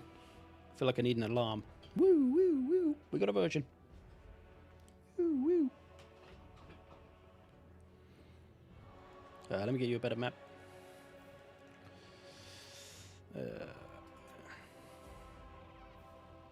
Southern Chaos Way should be okay. Password is Rude Bat. But this game is full, but you can get in the next one.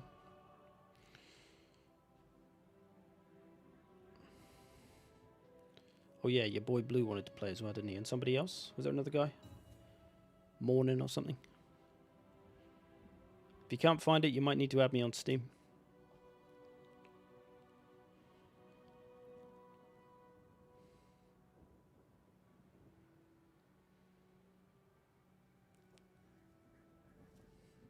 That was genuinely my first game. Yeah, you can join the Discord if you fancy some more multiplayer and you want a friendly environment to play it in, to practice in, and to find people of your skill level or better to learn from. Then you can join the Discord. Link is in the description of this stream.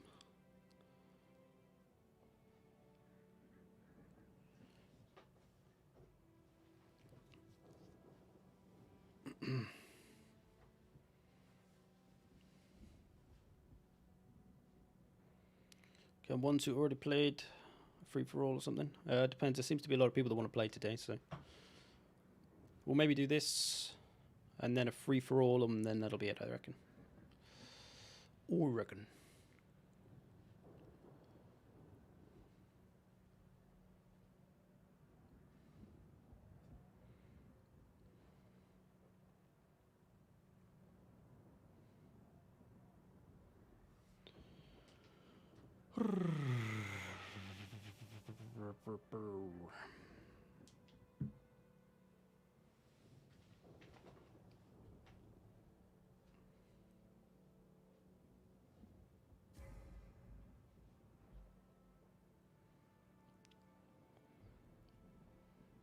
Yeah, I think if you want to get into multiplayer, you can watch my Noob Mistakes series.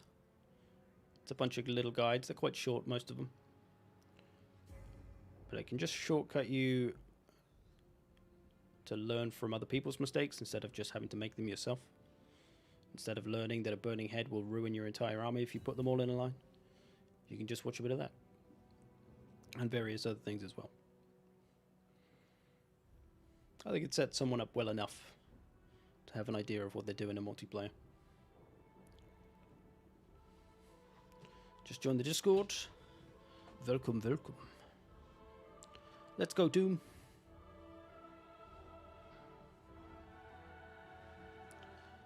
So you got to think about your opponent that you're facing. When you put units in your army, you can't just go, oh, I like this unit, it looks cool. I'm going to put this one in there. What is its purpose? What's it going to do? What does the enemy have that's good? What are they going to do?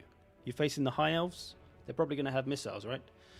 They're strong missiles, so you've got to do something about them. You need something fast that can harass, some flying units, some cavalry, some doggos, something that can harass them. If you're playing the Lizardmen, they got a lot of armor, they got a lot of large. You're going to want some anti-large. Their Saurus front lines can hit pretty hard. You'd be best if you had some armor piercing to kind of deal with that. Lizardmen are generally quite expensive of an army as well, so they're not going to be huge. Same as the High Elves, actually. So you don't need to bring a huge army. You could bring a bunch of White Lions as your front line, for example, as High Elves. 3 units of White Lions. Bunch of missiles. Some skirmish cav, maybe. Some regular cav. A dragon. Dragons are always good. Dragon Lord. What do they got? So 2 light archers. So just a couple of missiles. Got those White Lions. 2 units of White Lions. 2 rangers. Tyrion and a life priest. Life mage. Fireborn. A few spears. Not a bad army. Not a bad army. Got a phoenix as well.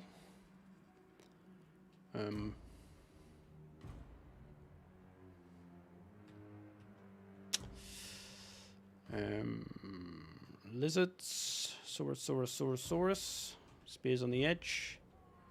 Kev. Oh, feral cold ones. Chunky boy. He's a brave lad. Got some skink skirmishers. Got a Lord Mazdamundi. See what it is. Hard to remember all of what you should be doing when you're used to not pausing in single player. Sure, absolutely. One of the best ways to do that, though, if you want to practice that, just kind of in a simple way, you could just go and do custom battles. Just play against the AI. Practice forming your army up. Practice moving it around and using the keyboard shortcuts. Practice getting the right matchups. Practice using magic effectively. You can do all that in custom battles. You don't even need to face other people for that. Just fight the same battle over and over again. What I used to do when I was learning Warhammer 1 is I used to build an army of whatever faction, Greenskins probably, because I wanted to learn Greenskins the best. And then just pick an enemy faction to fight and hit auto-gen on their army and fight that battle over and over and over again until I won it. If I didn't win it, I'd play it again. And then when I did beat that army, I'd go back, auto-gen the enemy army again, and then fight it. Beat everything they've got, blah, blah, blah, blah. You can do the same thing with your own army and auto-gen your own army as well. So then you're forced to use all these units, and you're forced to find a way to use units that you might not normally use. You're forced to kind of formulate a game plan from what you're given by the auto-gen, rather than kind of coming with a super specific plan. Because you can come with a plan, you can build an army and have a plan in mind, but 9 times out of 10, the enemy's not going to make it easy for you to use your plan. So you're going to have to adapt all the time. And yeah, so that can be a good way to practice that without the pressure of actually playing another person, you know. But obviously the best practice is playing another person. The battle's underway anyway.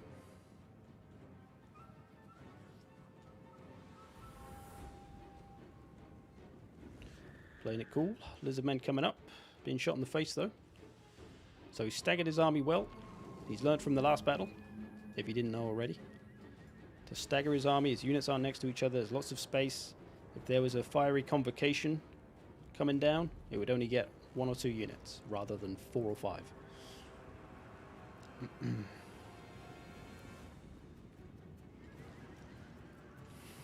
So this kind of stuff should be up and round here by now.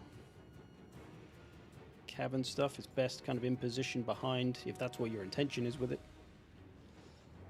Autogen gives ogres. Yeah, I mean, it's a bit harder nowadays because there's campaign exclusives, but even then, if you auto-gen the enemy, it doesn't really matter, you just fight whatever they got.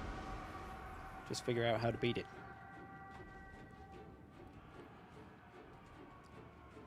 So just a little micro.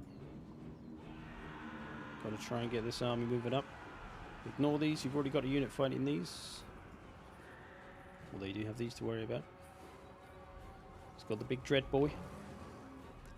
Very vulnerable Mazda Mundi at the moment though. Very lonely. If Tyrion and that pigeon come after him, that's going to be this. Sad frog. You can't really see that as a frog face with the arrows. Kind of.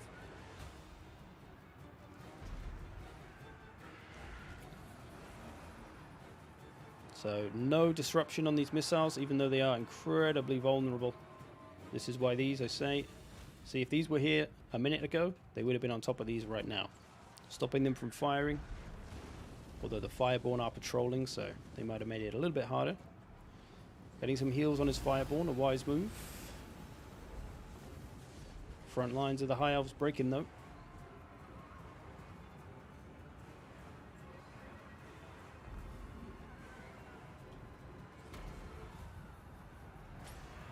Cold One rises a little bit stuck. Something coming down. He dodges, he dodges.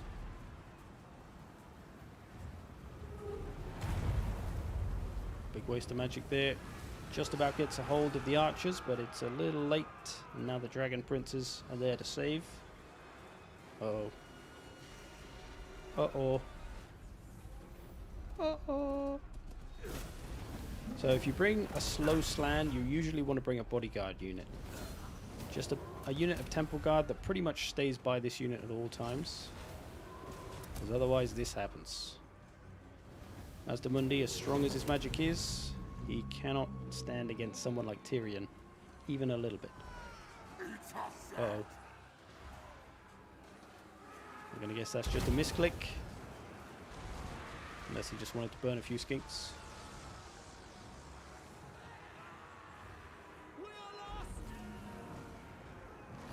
Dread Saurian still in good condition. So, High Elf's best means of taking down this Dread Saurian, probably either to shoot it would be ideal. He does have 2 units that could do it. And then maybe to get your Fireborn in there and keep them healed. Surround it so they can do more damage from the back and stuff. Get the pigeon in there, get Tyrion in there, just jump on it with all the damage you can. Try to break its leadership. Tyrion just taking it to the face. Did the toad die? Oh no, toad's still going. Toad's hanging in there. He's got a net.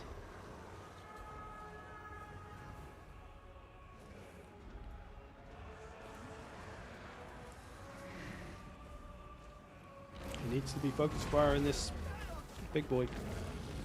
You don't want this thing with half health at the end game.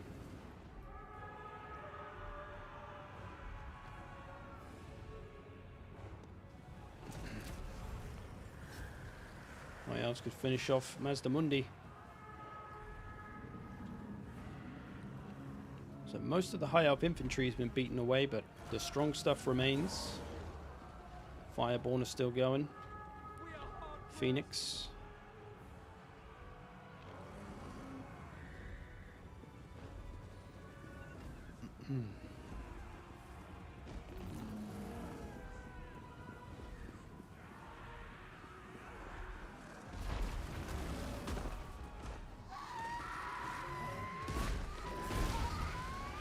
This Dreadsaurian's only on 28 leadership.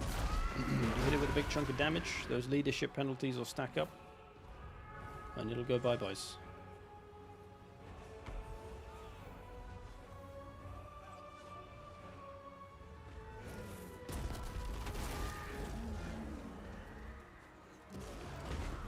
So you should bring Tyrion around the back of it. Every unit, single entities especially, they have less 70, I nearly said 77, 70% less melee defense from the back. So if you've got something fighting it from the front, let it do that and try and hit it from the back, because you'll got way more chance of landing your hits, or even from the side, which is 40% less. But he's broken it, and that should be a GG. Only a few bits of lizard left.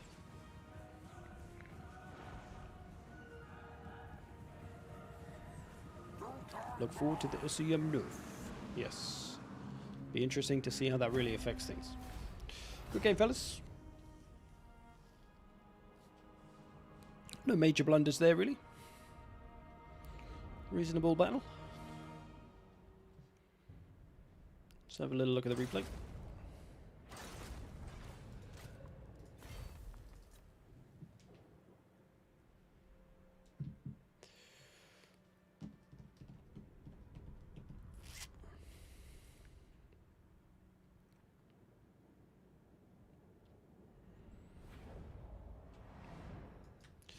Okay, so first thing you can look at, formations. As I mentioned, lizardmen line, nice and broken up. These a little bit far back for no real reason. There's no reason these can't be up here, ready to flank, or with these, ready to flank. These skirmishers also a little bit out by themselves. Skink skirmishers are usually better with something to run behind, so if you put them out here, they can do some shooting on the stuff running in, and then if they need to, they can run behind the front line. If they're out here and they get caught by some cav, they're probably deados, because these ones don't have stalk. So they are completely visible, and thus you could have easily taken them out if you'd found them, or gone after them. Other than that, looks fine. High elves, again, nice and spaced out. Got the spears at the edge. Got the cav at the back, that's fine. Ready to intercept anything that might come to the front. Got the missiles spread out, it's all good.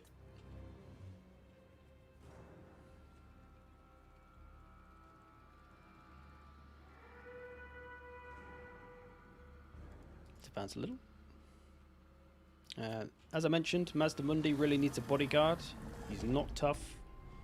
He's only got 32 melee defense, 45 armor. So if he gets in a melee fight, like he did with Tyrion, he doesn't do so well. So having some temple guard that can just stay with him, especially as Tyrion's large, the temple guard would have tore him up, because they're anti-large and he's classed as large.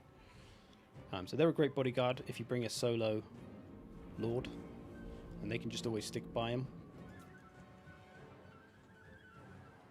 See, Skink Skirmishers not really able to do anything out here by themselves, especially as there are silver shields on these spearmen. Would have been better here, shooting these rangers in the face, maybe.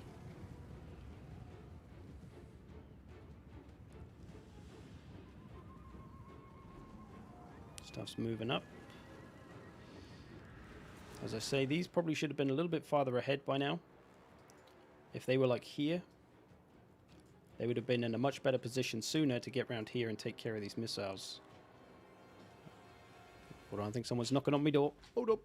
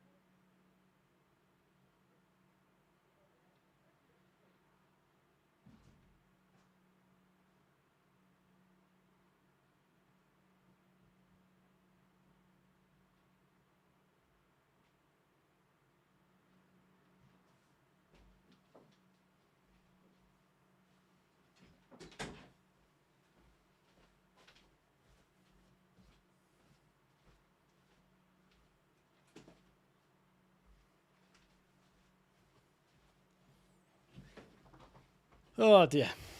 The guy comes knocking on my door. He's looking for a smashed up car. It's like one of those lorries that picks up smashed up cars. So, you got a red Corsa? No. He was given my address. But that ain't nobody's car that lives here. Weird. Anyway. Where were we?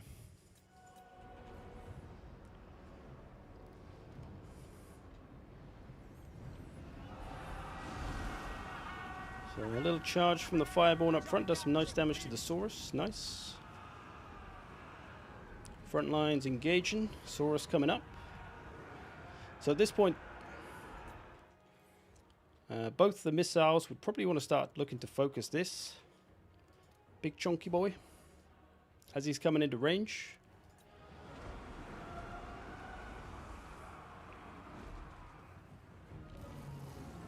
Because the sooner you get this boy off the field, the better. These skirmishers back here, not really sure what they're doing. So coming out a little too wide as well.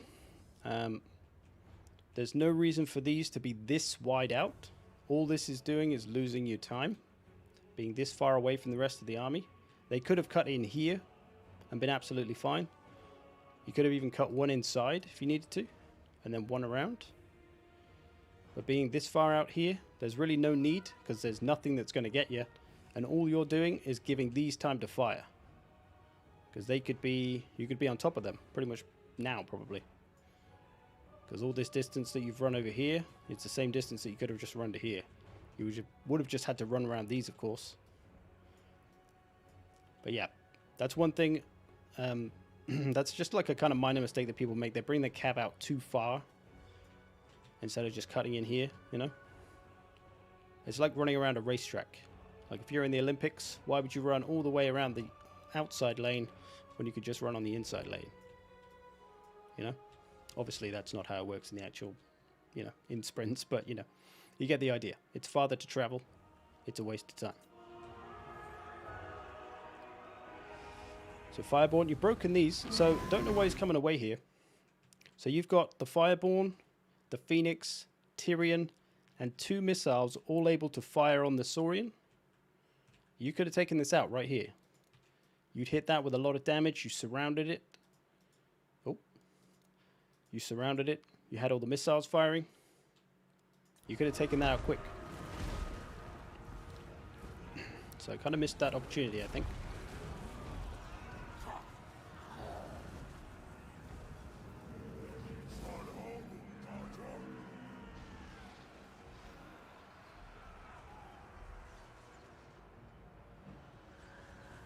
Does kind of work that way in sprints. Well, they start farther back, don't they? If you have the outside lane, you'd start farther back than the guy on the inside lane. Although I guess, yeah, no, if it's like 100 meters, then maybe not. But then that doesn't make any difference because it's the same distance. Anyway, you get the idea. See, Tyrion, look, done good damage there. Done good damage there. Don't need to run. This thing's not that scary. When you pile shitloads of damage into this boy, he's really not that scary. His leadership will break quicker than you think. And if you could break its leadership when it's still got half health left and then just chase it off the map, that is huge. That is a huge victory for you. So yeah, just missing that opportunity a little bit. Lizardmen, as I say, this is where they need that bodyguard. Tyrion, not a fight you can take. He's too tough. In come these. A little late to the party, but better late than never. Same with these ones as well. These ones got caught, I think, on these spears here. They just needed to come out a little wider. It is a lot of micro, of course, to keep an eye on things as they flank around. So going super wide might make sense in that regard. You think, oh, okay, there's no risk that anything's going to intercept me if I come out this wide. But you do lose a lot of time, so it's a toss-up. Usually, though, once you get better and you get hang of the micro more, you'll cut inside easy. Easy.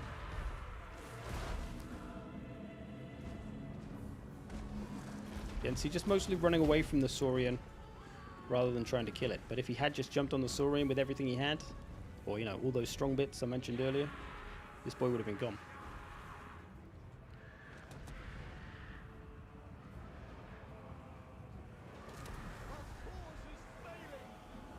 Getting in there after the Phoenix. Pins him down. Good save from Mazdamundi there. Gets him out of there. Gets that bird taking a few punches. Oh, Tyrion's back on the case, though. He's not having it. He's not having it. See, in these skank skirmishers, they've been so far out of the way. They haven't really been able to do a lot. They haven't used much ammo. Just kind of poking and prodding.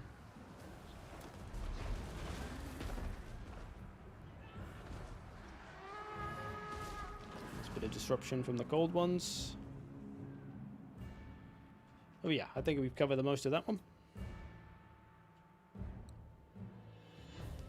See the Saurian hanging in there for a while, but eventually he does go away. GG for the High Elves. Good game, fellas. Okay, one more then. Z Wars number 4s. Rude Bat is the password. Here we go. Not sure if anybody sent me a thing. Not sure who that is. Somebody played the other day, I think. Okay, free-for-all finish. Preferably people who haven't played yet. If you have played today, don't join straight away. Give it a minute so other people who haven't played can join. If there's still spaces, then other people can play. But it feels like there's quite a lot of people waiting to play. Password is rudebat. Thanks, Eric. Just like that.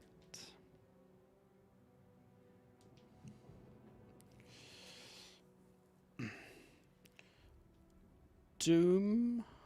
Gonna give you the boot for now just because you just played. Anyone else want to jump in? Welcome, Marth. I know you'll want to play. This is the last game of the day, so it's now or never. But we play a bit of Grove of Slaughter. I've played that one for a little while. I'm hoping we get some new free-for-all maps. Legends arrives. Okay, Blue's been waiting to play. Okay, Sans, I'm going to kick you for now. Apologies. I'm going to give Blue a spot just because he's been waiting to play. And I know you haven't played today either, but you did play the other day, so we'll give him a shot. Hopefully you don't mind too much. Just because your boy Blue I don't think has ever played. Go Blue, it's your spot. There we go. Yeah, sorry, Sense. Welcome Blue, choose your faction, let's do it. First ever multiplayer game. Alright. Unit caps going on. Play whichever faction you like. Go, go, go. This will be the last match of the day, I'm afraid, so there won't be any more. Gonna move over and play some Battlefield after this.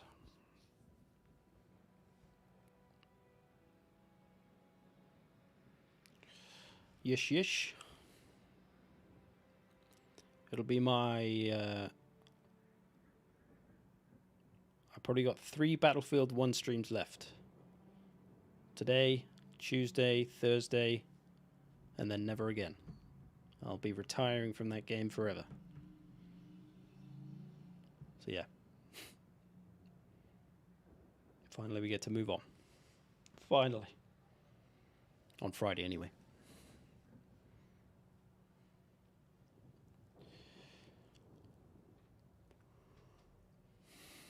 So we got some dwarflets, we got some wood elfers, some green boys, some Norskins. Is that when 2042 is out? Yes. Friday. Early access anyway, if you've pre-ordered or whatever. Although you can just get the EA Play Pass thing for a few quid and then just do that. I think you get only like a 10-hour trial actually, but still. If you're not sure about it, you could do that. Hope it will be multiplayer games in Warhammer 3. Yeah, we'll do more Total War as Total War picks up in popularity a bit. I'll be streaming a lot of Warhammer 3, of course. So yeah, I'll start to do more Total War streams, or do them for longer, I guess. I know a lot of people want to play. Is there a next Warhammer stream date? Because Battlefield's coming out next week, I probably won't do any Warhammer for a couple of weeks. The next Battlefield is out on Friday, so that means I'll probably stream that on Friday, and I'll stream it on Saturday, where I would normally do Total War, and then probably some on Sunday as well. Come on, Legends. Wait, is this the last multiplayer video? No, not the last multiplayer video. Or stream. For a couple of days. For a couple of weeks, maybe. New Battlefield is looking really rough at the moment. I enjoyed the beta. Beta was decent. Obviously, lots of bugs. It's a beta. But I'm excited. I've been waiting, what, 8 years or so? Maybe longer. When did Battlefield 4 come out? I've been waiting for a modern Battlefield. Because there was Battlefield 4, which was modern. And then Hardline. Bleh. And then 1 and 5, which was World War 1 and World War 2. And now we're finally returning to a modern setting, which I've been waiting for a long, long time. So, excited. Hoping it's not scheisse. I'll cry myself to sleep if it is, but I think I have faith, I think. Which is hard after Battlefield 5, but I'll give them my faith, see what happens. Welcome, Danny Schneider. Your voice is velvet, and words spill like poetry. Love the channel, man. Thanks, Brian. Is it a good idea to get the game 1 day before release? What do you mean? This or Battlefield 5? Or Warhammer 3 or Battlefield 5? Battlefield 5? You know what I'm trying to say. This? No, not this. Warhammer 3 or 2042? That's what I was trying to ask.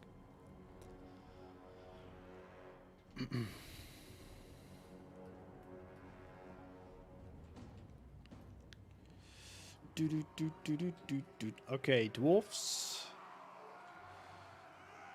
Dwarf warriors. A lot of thunderers. A lot of artillery. Uh-oh. I think anyone who looks at this army is just going to see one thing. Cha-ching! Greenskins. Goblin archers, goblins, bit of artillery, bit of cav. Oh, cheeky. Norskins, skirmish cav, berserkers, a lot of infantry, skinny wolves, Throggo, Fimi. What else? What else playing? Now you see me, now you don't. Got some missiles, got some eternal guard, got some cav, got some flyers. Okay. Let's see what they do. Warhammer 3. Good idea to get the game 1 day before release. Yeah. Why not? Get it now. It's gonna be good. It's gonna be the same as this. Like, I get why people don't like to pre-order. I understand the principle behind it. But Warhammer 3 is going to be Warhammer 2 with some new factions. That's it. Like, there's no point in not pre-ordering. It's not going to be any different if 10,000 or 100,000 people pre-order, or if 100,000 people don't pre-order. It's going to be the same game that comes out. You know what I mean? It's not like it's a game we're taking a chance on, like it's a fresh IP or something, or a new studio we've never heard of. It's still CA. Do you think the Ogre guys will be available in Warhammer 2 like Norsko was for Warhammer 1? No. Because this is something that occurred to me the other day, actually. It would be really pointless to put Ogres in this game, because this game is going to be dead when Warhammer 3 comes out. Or at least when Mortal Empires comes out for Warhammer 3. It might be still a bit alive, as, you know, the people that don't want to play or can't afford Warhammer 3 yet. They'll still be playing Warhammer 2, but I don't think it would be worth the time and effort to bring them to Warhammer 2, because people will just be moving on to Warhammer 3. Whereas with Warhammer 1 and Warhammer 2, Warhammer 1 wasn't out for very long before Warhammer 2 came along. So people were still kind of getting through Warhammer 1, even though Warhammer 2 had come out. So it kind of made sense to bring the race to both games. So yeah, I wouldn't see the point in them doing that for Warhammer 2 now, because nobody's going to be playing this come March, April, May, depending on how long Mortal Empires takes. But we'll see. Dwarfs playing it cool. What else playing it cool? This is going to be a slow battle. Norskins playing it cool. Greenskins, guess what? Playing it cool. Everybody's just chilling out. Just curious in your videos. You are so incredibly upbeat and clear spoken, but on a live stream sometimes it's hard to hear you. Yeah, I probably come down a little bit when I'm talking about things. Maybe I've turned the volume too much up a little bit. I don't know. Or maybe my mic's too far away. Hello. Artillery coming in. Just going to play 3 on Game Pass and then buy it, sale once Mortal Empires comes out. Makes sense?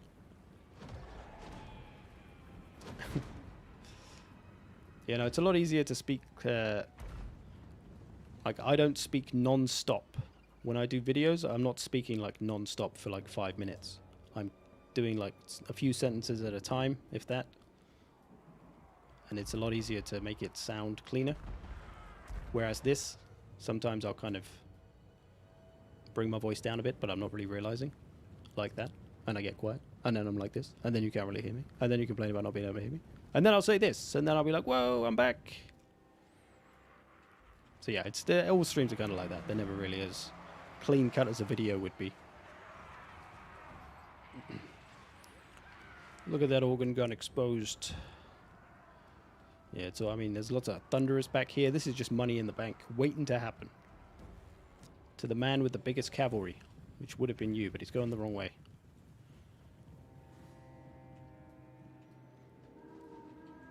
So this is a weird battle. Nobody wants to fight each other. Everyone's... I mean, the dwarfs have come in with their little flanking party of blasting charges, but I'm not sure it's gone too well for them. Did they get much value? 124. 61. Scheiße. Oh, nasty skulkers. Smoke bomb them. Smoke bomb them. They're not getting away. There you go, lads. Stab them up. He's going to get some nice cash money. Cash money from these. They can't defend themselves. Easy pickings.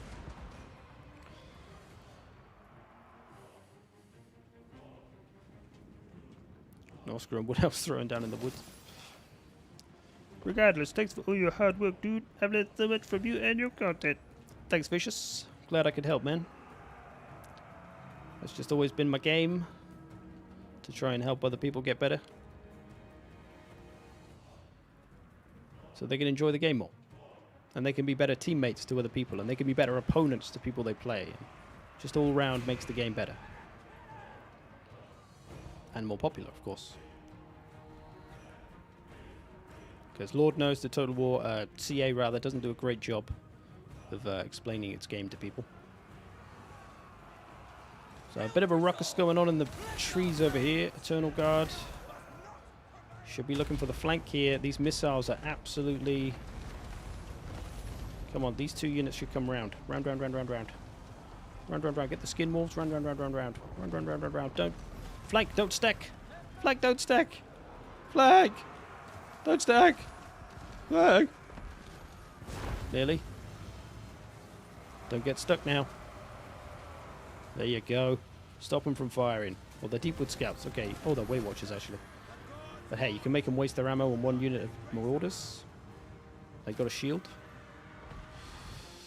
Greenskins and Dwarfs still kind of throwing down. Nasty Skulkers have been routed at this point.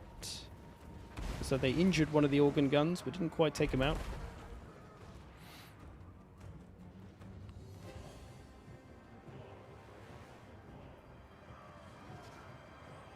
Cab over here.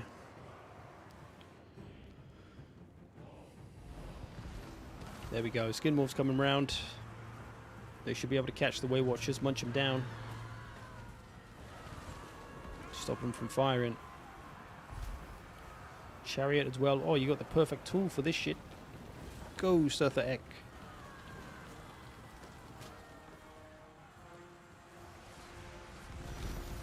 Oh, that ammo being wasted of the sisters, though. It's pretty much hitting trees. It's got a good unit here it could be shooting. Money there.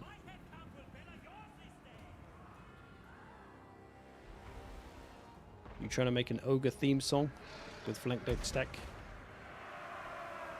I like it.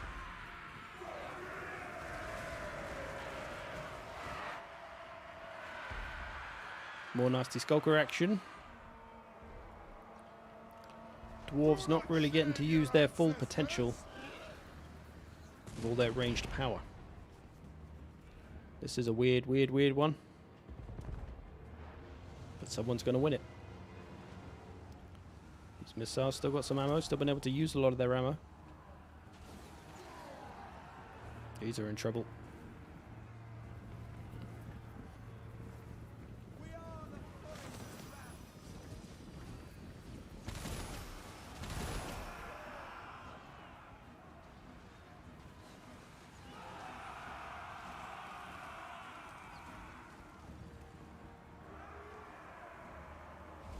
This boy's going away. He didn't do so well. Surtha Ek, not so good. Berserkers, though, managed to get into melee with some archers. That is good news for them. Throg's coming too. That could be some good cash monies. Oh, a couple of thunders in the woods popping off. That's a lot of damage potential there. Game name and password. This is the last game of today, I'm afraid. As somebody has kindly said. So yes, there won't be any more multiplayer today. Unless you want to play Battlefield, of course. Which you probably don't.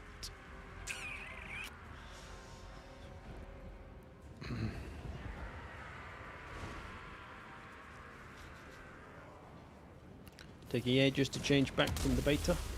Yeah, they do that. Total War updates are weird.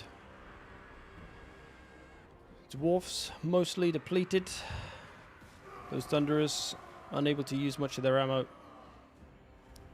Over here, the Wood Elves are leading the way, but Greenskins aren't far behind.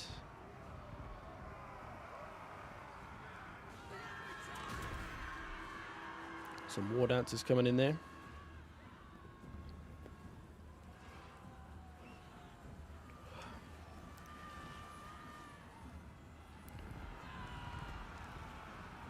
Why are you playing Battlefield if you don't like it?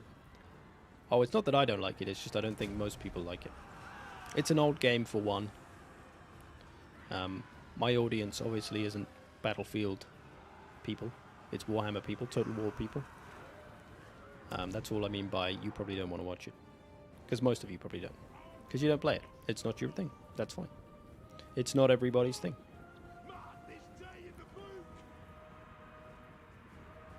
Although I am reaching the point where I actually just don't really enjoy Battlefield 1. But I'm trying to build a Battlefield audience, you see, so... Over on Twitch, anyway, not here. Over on Twitch. So I'm trying to just play Battlefield over there, mostly. As I will be doing for 2042. But for now, I can't stomach Battlefield 5. Like, if I was smart, I would play Battlefield 5, because at least it's the most current one. But it's so terrible that I just can't bring myself to do it. So I'll play Battlefield 1 instead, which is okay. It's okay. I've come to the conclusion, it's okay. It's not great, but it's not terrible. It has some quite annoying flaws, I suppose. But it's better than no Battlefield.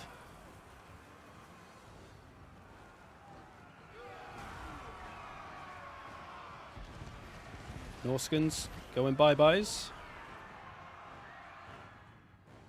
Wood Elves could be looking good for the win. They're in front in the points. However, Greenskins still have quite a lot left.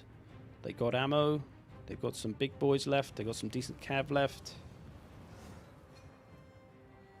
Oh no, they got their artillery left. They don't have any big boys.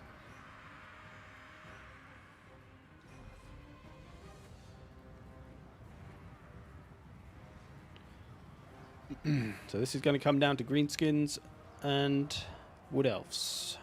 Greenskins need to be careful of being so apart. He's got a bit of his army here, a bit of his army here, a bit of his army here. If this army comes, it's going to wipe this shit out. Easy. And then it'll just be this to mop up. This needs to come together.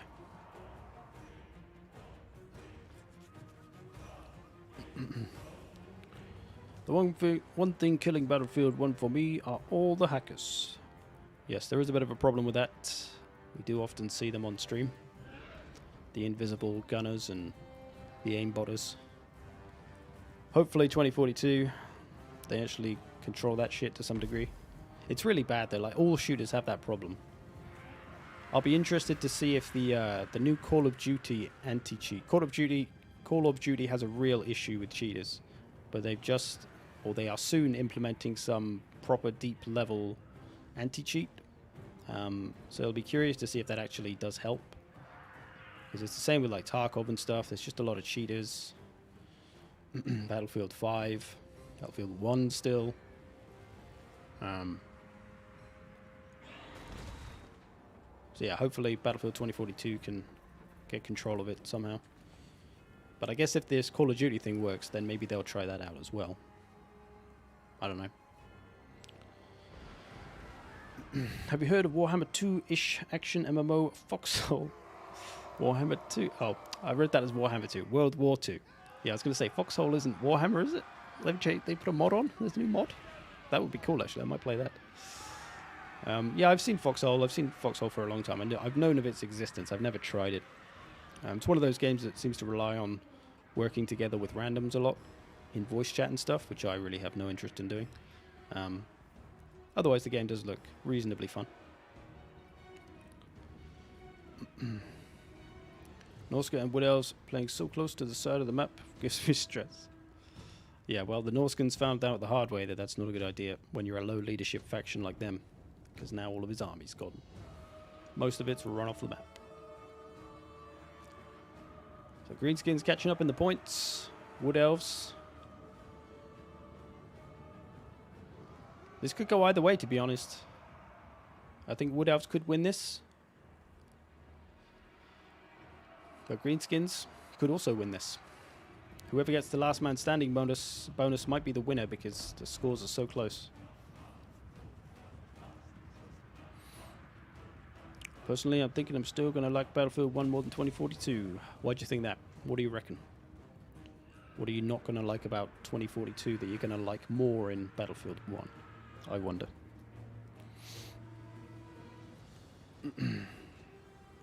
Finish the song.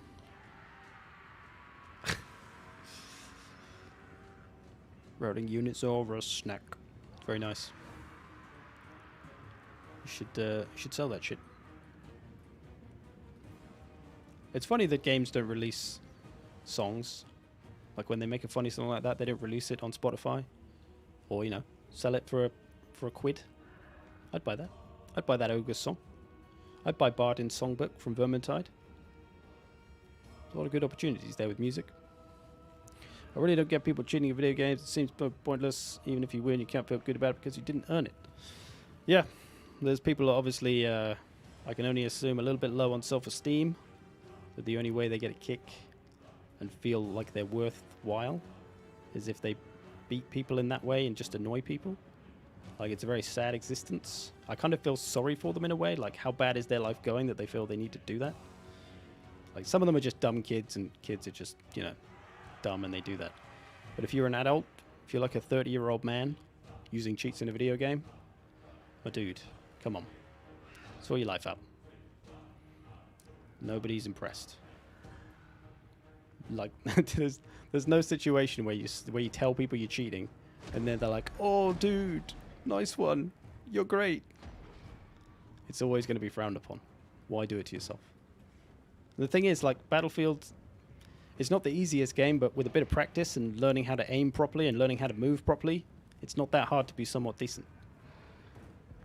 It's the same with like when you see cheaters in Left 4 Dead. It's like Left 4 Dead's such an easy game to kind of get to grips with. You just got to learn the maps and that's it. Otherwise, it's quite easy.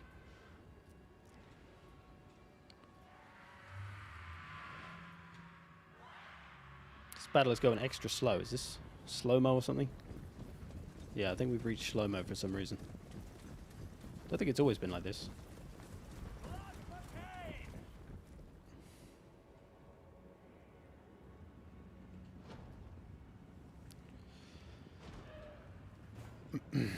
This is the last game for today, I'm afraid. Oh, the August song is a ringtone. Don't we all? I might have to do that. That might be fun. I can record it on PC. Just don't tell CA. Shh. I'm super low on self-esteem, but I'd never cheat because that'd make me feel even worse. Exactly. I mean, there's all kinds of being low on self-esteem, isn't there? But I guess there's just something... I don't know. To want to run around in like Battlefield and kill 100 people and die twice and just ruin the game for everybody else. That's the biggest thing. It's like nobody's impressed with your score because we all know it's fake because you're cheating, but you're ruining like 60 other people's game, and that's what they enjoy.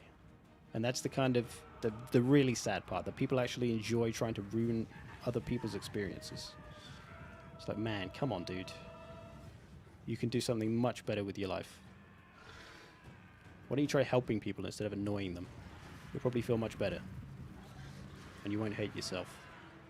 You might actually start to like yourself. Who knows, eh? But hey ho, you're never going to get rid of them.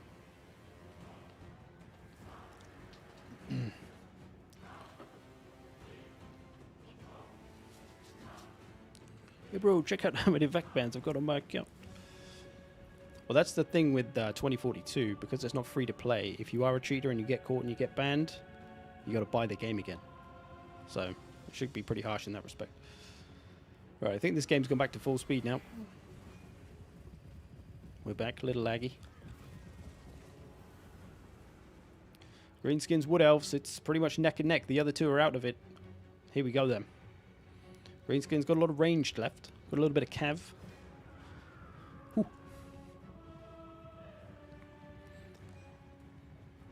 The one that gets me in Battlefield is the people doing acrobatics in planes, while I end up struggling to shoot one target without crashing. Yeah, planes are a bit of weird. The controls and stuff in 2042 are like incredibly weird. I couldn't get my head around flying at all. I used to be able to fly fine in like Battlefield 3 and 4. But yeah, 2042 I can do anything.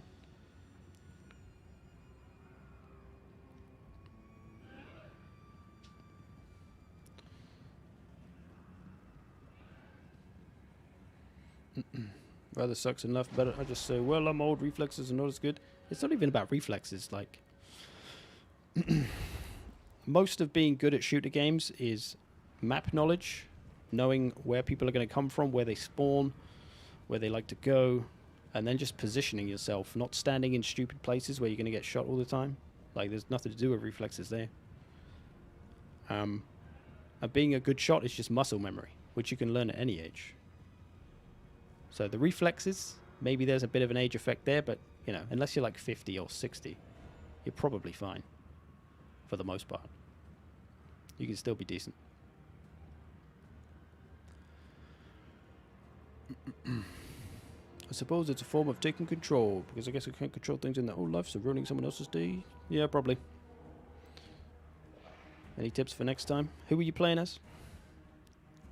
Oh, you were the dwarfs. Sorry, I'm like catching up on chat as I'm trying to watch this. So what you're saying is it's not in the publisher's interest to sort out cheaters. Oh no, it's in their interest. If they ban people, they'll make them buy the game again so that they can cheat again, and then ban them again, and then they'll buy the game again, and then make loads of money.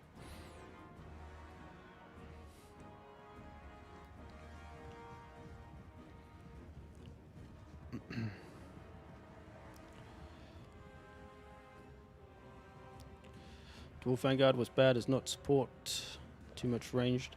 Yeah, if you're going to do Dwarf Vanguard, you really need to wholly commit to the idea, and just your entire army pretty much is Vanguard. Aren't you 52? No, 56. You just had too much ranged for the most part.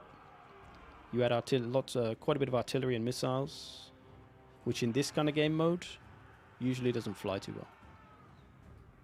In multiplayer, it generally doesn't fly too well, but it's even worse in this game mode.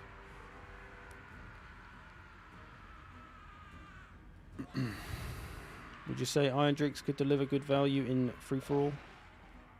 Any mid-tier or above unit can deal good value in a free-for-all. Just depends if you get the work out of it. Like, if you can get the matchups, if you could get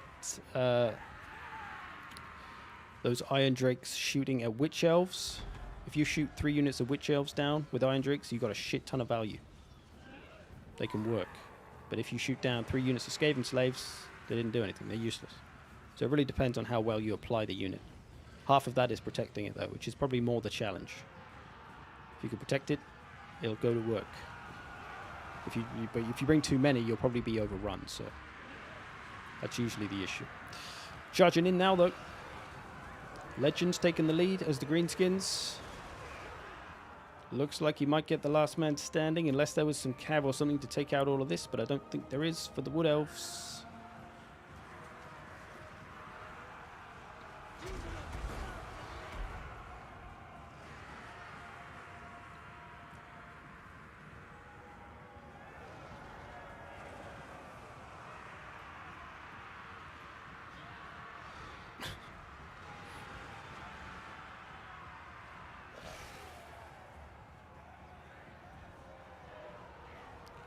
So different from campaign where running range is the full meta. Oh yeah. Yeah, using lots of range doesn't work in multiplayer. Very well, very often anyway. Maybe against certain factions. If you're facing the dwarves and you can outrange them as like the Empire or the Vampire Coast, then you can kind of blast them down that way. Although I think dwarves have a pretty big advantage over the Vampire Coast actually, but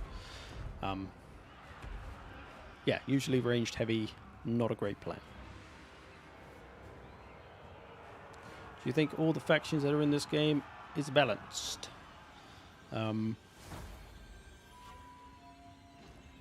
Pretty well. There's always a faction or two that's lagging behind, and very often a faction or two that's lagging ahead. Doesn't really make sense, but you know what I mean. Like the High Elves are a little bit behind. The Greenskins are better than everybody, so they're kind of ahead. High Elves are kind of behind.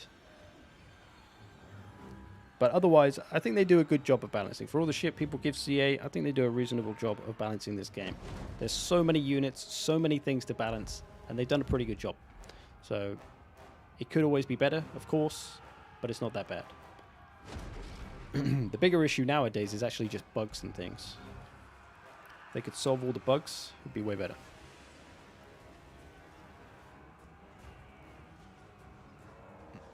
Looks like Greenskins have done this one. Surging ahead, that might make more sense. My thinking was that both dwarves and wood elves have a good range. If I went in the middle, I was worried that I would be sandwiched between bows and guns. There was not enough room and I stacked. Who were you playing as?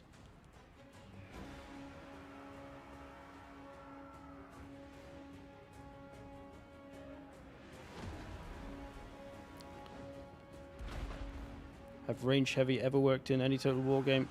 No, you never really saw that in like historicals. You could probably get away with it in early Total War Warhammer, but now there's so many flying units, so many summon spells, so many fast flanking units like doggos. It's really hard to be able to use and not get your ranged units killed. Like, to be able to use up a lot of their ammo to get the value from them is quite hard nowadays, because it's so easy to get after them. As I say, flying units, spells, summons, dogs. Whereas mobile units like cavalry and monsters are a lot more durable. You can do more with them. Yeah, I suppose there were, like, you had the ranged focused Total War games, as well as Empire and Napoleon. I never played those ones myself, so I kind of didn't count them. I'm thinking of in terms of like Rome or Shogun 2, not Fall of the Samurai, normal Shogun 2, or Attila. There wasn't ever really like a ranged meta as such. But yeah, in those games where ranged is pretty much what everyone had, then I guess range is the meta. But I think this game is all but over, or is it? Azag's about to go down, by the looks of it. Don't think Wood Elves are going to have enough here.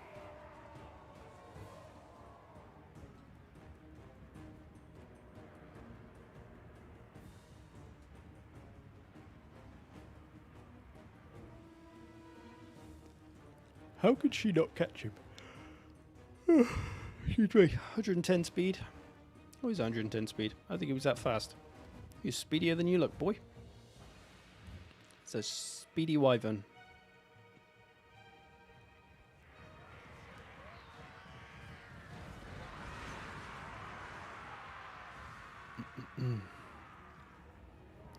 I mean, maybe if the old sisters could rout off these artilleries and things,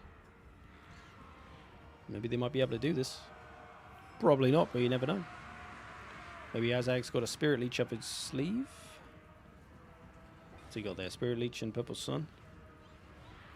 Fate of Yuna and Purple Sun. Okay. Ooh, comes in for the rear attack. Lands it nice. Ooh, gets a big bite in the arse of the sisters, and down they go. Nice finish with old Azag there. Well played, Legends. He's done it. Bringing the green pride back. Well played. Good game, fellas. Well played, Legends. Well played, Blue. Commiserations, Norskins, and Dwarfs. Not quite getting it done today. I say congratulations, Blue, because he did quite well in terms of score. But yeah, too much range for the Dwarfs. As you can see, none of this ranged. Actually, this one did okay. Got 1,000, not bad. But the Thunderers, not really making their money's worth. And then this stuff. Dwarf Warriors are like more holding units than damage dealers. So his only damage dealers were his ranged units, but they didn't get to do anything. So Dwarfs couldn't do too much. Norskins. Norskin's not a bad army. It's pretty much standard kind of Norskin style. Just couldn't quite get anything done with it. Maybe needed to flank a bit more on those Wood Elves, get behind them, get those missiles, stop them from firing. Missiles doing quite a bit, especially the Way Watchers there for the Wood Elves. Yeah. Good game, fellas. Well played.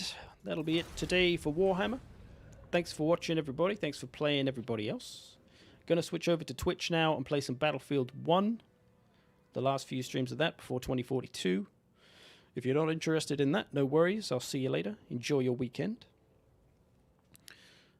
If you do want to come and watch some of that, link in the description of this